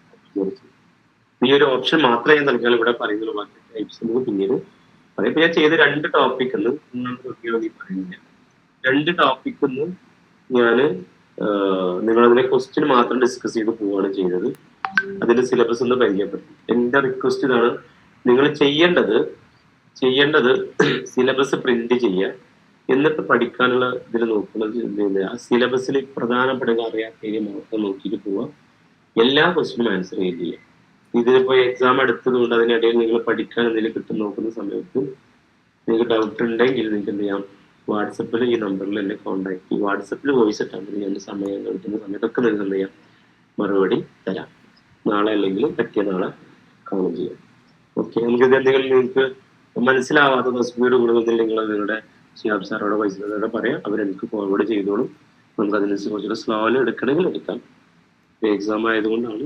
ബാക്കി ഇനി പ്രധാനപ്പെട്ട 2-3 ടോപ്പിക്കുകൾ ഡിസ്കസ് ചെയ്യുന്നത്. അത് ഞങ്ങൾ ക്വസ്റ്റ്യനും അതിന്റെ കാര്യങ്ങളും വെച്ച് ഡിസ്കസ് ചെയ്യും. ഇന്ന് പറഞ്ഞ 2 ടോപ്പിക് എനിക്ക് തോന്നുന്നത് കമ്പാരിറ്റീവ്ലി സിമ്പിൾ ടോപ്പിക് ആണെന്നുള്ളത് ഒന്നിങ്ങനെ പോയതാണ്. ഓക്കെ, ഓവർ ടു വൈസിൽ സാർ. Thank you. നിങ്ങൾ ഈ സമയത്തും പെട്ടെന്ന് ഷോർട്ട് നോട്ടീസിൽ വന്ന് ക്ലാസ്സിൽ ഇരുന്നു എന്ന് പറയും. നിങ്ങളൊക്കെ ആഗ്രഹം പോലെ JRF-ഓട് കൂടി തന്നെ പാസ് ആവട്ടെ, നല്ല ജോലി കിട്ടാനും അതേപോലെ തന്നെ നിങ്ങളുടെ എന്താണ് ഫെലോഷിപ്പ് എമൗണ്ട് ഒക്കെ വാങ്ങാനും പറ്റട്ടെ എന്ന് ആത്മാർത്ഥമായി പ്രാർത്ഥിക്കുന്നു. പറ്റിയ നാളെ കാണാം. 9947583655 number. Okay, Faisal sir. Yes sir, yes sir. വളരെ നല്ല ക്ലാസ് ആയിരുന്നു സർ. ഇനി നാളെ ഇൻഷാല്ലാഹ് ഇതിന് ബാക്കി ഉണ്ടായിരിക്കും. അപ്പോ കുട്ടികള് നമ്മളൊരു ഓഫ്ലൈനായി വെക്കാനായിരുന്നു ഉദ്ദേശിച്ചിരുന്നത്. അപ്പോ നമുക്കറിയാം ലാസ്റ്റ് സമയം കുറെ യൂണിയന്റെ പ്രോഗ്രാമുകളൊക്കെ ആയതുകൊണ്ടാണ് ഇങ്ങനെ വെക്കേണ്ടി വന്നത്. വേറെ ക്ലാസ്സിൽ ഞാനൊരു സ്റ്റുഡന്റ് ആയി ഇരുന്നതാണ്. അപ്പോ എനിക്ക് വളരെ ഇഷ്ടപ്പെട്ടതാണ്. ഓൾറെഡി നിങ്ങൾക്ക് ഇഷ്ടപ്പെടും. ഞാൻ ഒന്നുകൂടി പ്രിഫർ ചെയ്യുന്ന സാറെ ഓഫ്ലൈൻ ക്ലാസ് ആണ്. എല്ലാ സംശയങ്ങളും തീർത്തുകൊണ്ടുള്ള ആ കേട്ട ക്ലാസ് മതി നെറ്റ് JRF ക്ലിയർ ചെയ്യാൻ എന്നുള്ളത് എനിക്ക് പൂർണ്ണ വിശ്വാസമാണ്. Okay, thank you sir. ഇനി നമുക്ക് ഇന്നത്തെ ഒരു ഫോർമൽ സെഷൻ ആയതുകൊണ്ട് ഒരു ചെറിയ നന്ദി എന്നുള്ള രീതിയിൽ അതിനെ ക്ഷണിക്കുന്നു സർ. ഓക്കെ, അപ്പോൾ ഞാൻ കൂടുതൽ ഇതാക്കുന്നില്ല. നമ്മുടെ ഈ നെറ്റ് JRF ഇതിന് പ്രിപ്പയർ ചെയ്യുന്ന ഇന്നത്തെ ക്ലാസ് എല്ലാവർക്കും ഉപകാരപ്പെട്ടെന്നാണ് വിചാരിക്കുന്നത്. തുടർന്നുള്ള ക്ലാസ്സുകളിൽ നിങ്ങളുടെ പൂർണ്ണ പിന്തുണ നമുക്ക് ആവശ്യമുണ്ട്. എന്നാൽ നമുക്ക് കൂടുതൽ ഇതേപോലെയുള്ള പിന്നെ ഒരു സജഷൻ എന്ന് പറയുന്നത് കുറച്ചുകൂടി ഒരു ഇൻ്ററാക്റ്റീവ് ആക്കണം എന്നൊരു ആഗ്രഹമുണ്ട്. അപ്പോൾ നമ്മൾ വിചാരിച്ചാലേ നടക്കുള്ളൂ. അപ്പോൾ എന്നാൽ കുറച്ചുകൂടി ക്ലാസ് രസകരമാക്കാൻ കഴിയുമെന്നാണ് വിചാരിക്കുന്നത്. ഏതായാലും ഇന്നത്തെ നമ്മുടെ ഈ ഒരു ഫോർമൽ സെഷനായിട്ട് ഉദ്ഘാടനം ചെയ്ത പ്രിൻസിപ്പൽ സാറിന്, അതേപോലെ യൂണിയൻ അഡ്വൈസർ ഷിയാബ് സാറ്, പിന്നെ ഫൈസൽ സാറ്, അതേപോലെ നമുക്ക് ക്ലാസ് എടുത്ത് തന്ന ഡോക്ടർ സിദ്ദിഖ് മേൽമുറി സാർ, അദ്ദേഹത്തിന് കൂടി നന്ദി അറിയിച്ചുകൊണ്ട് അവസാനിപ്പിക്കുകയാണ്. നന്ദി. Okay, thank U. C you all.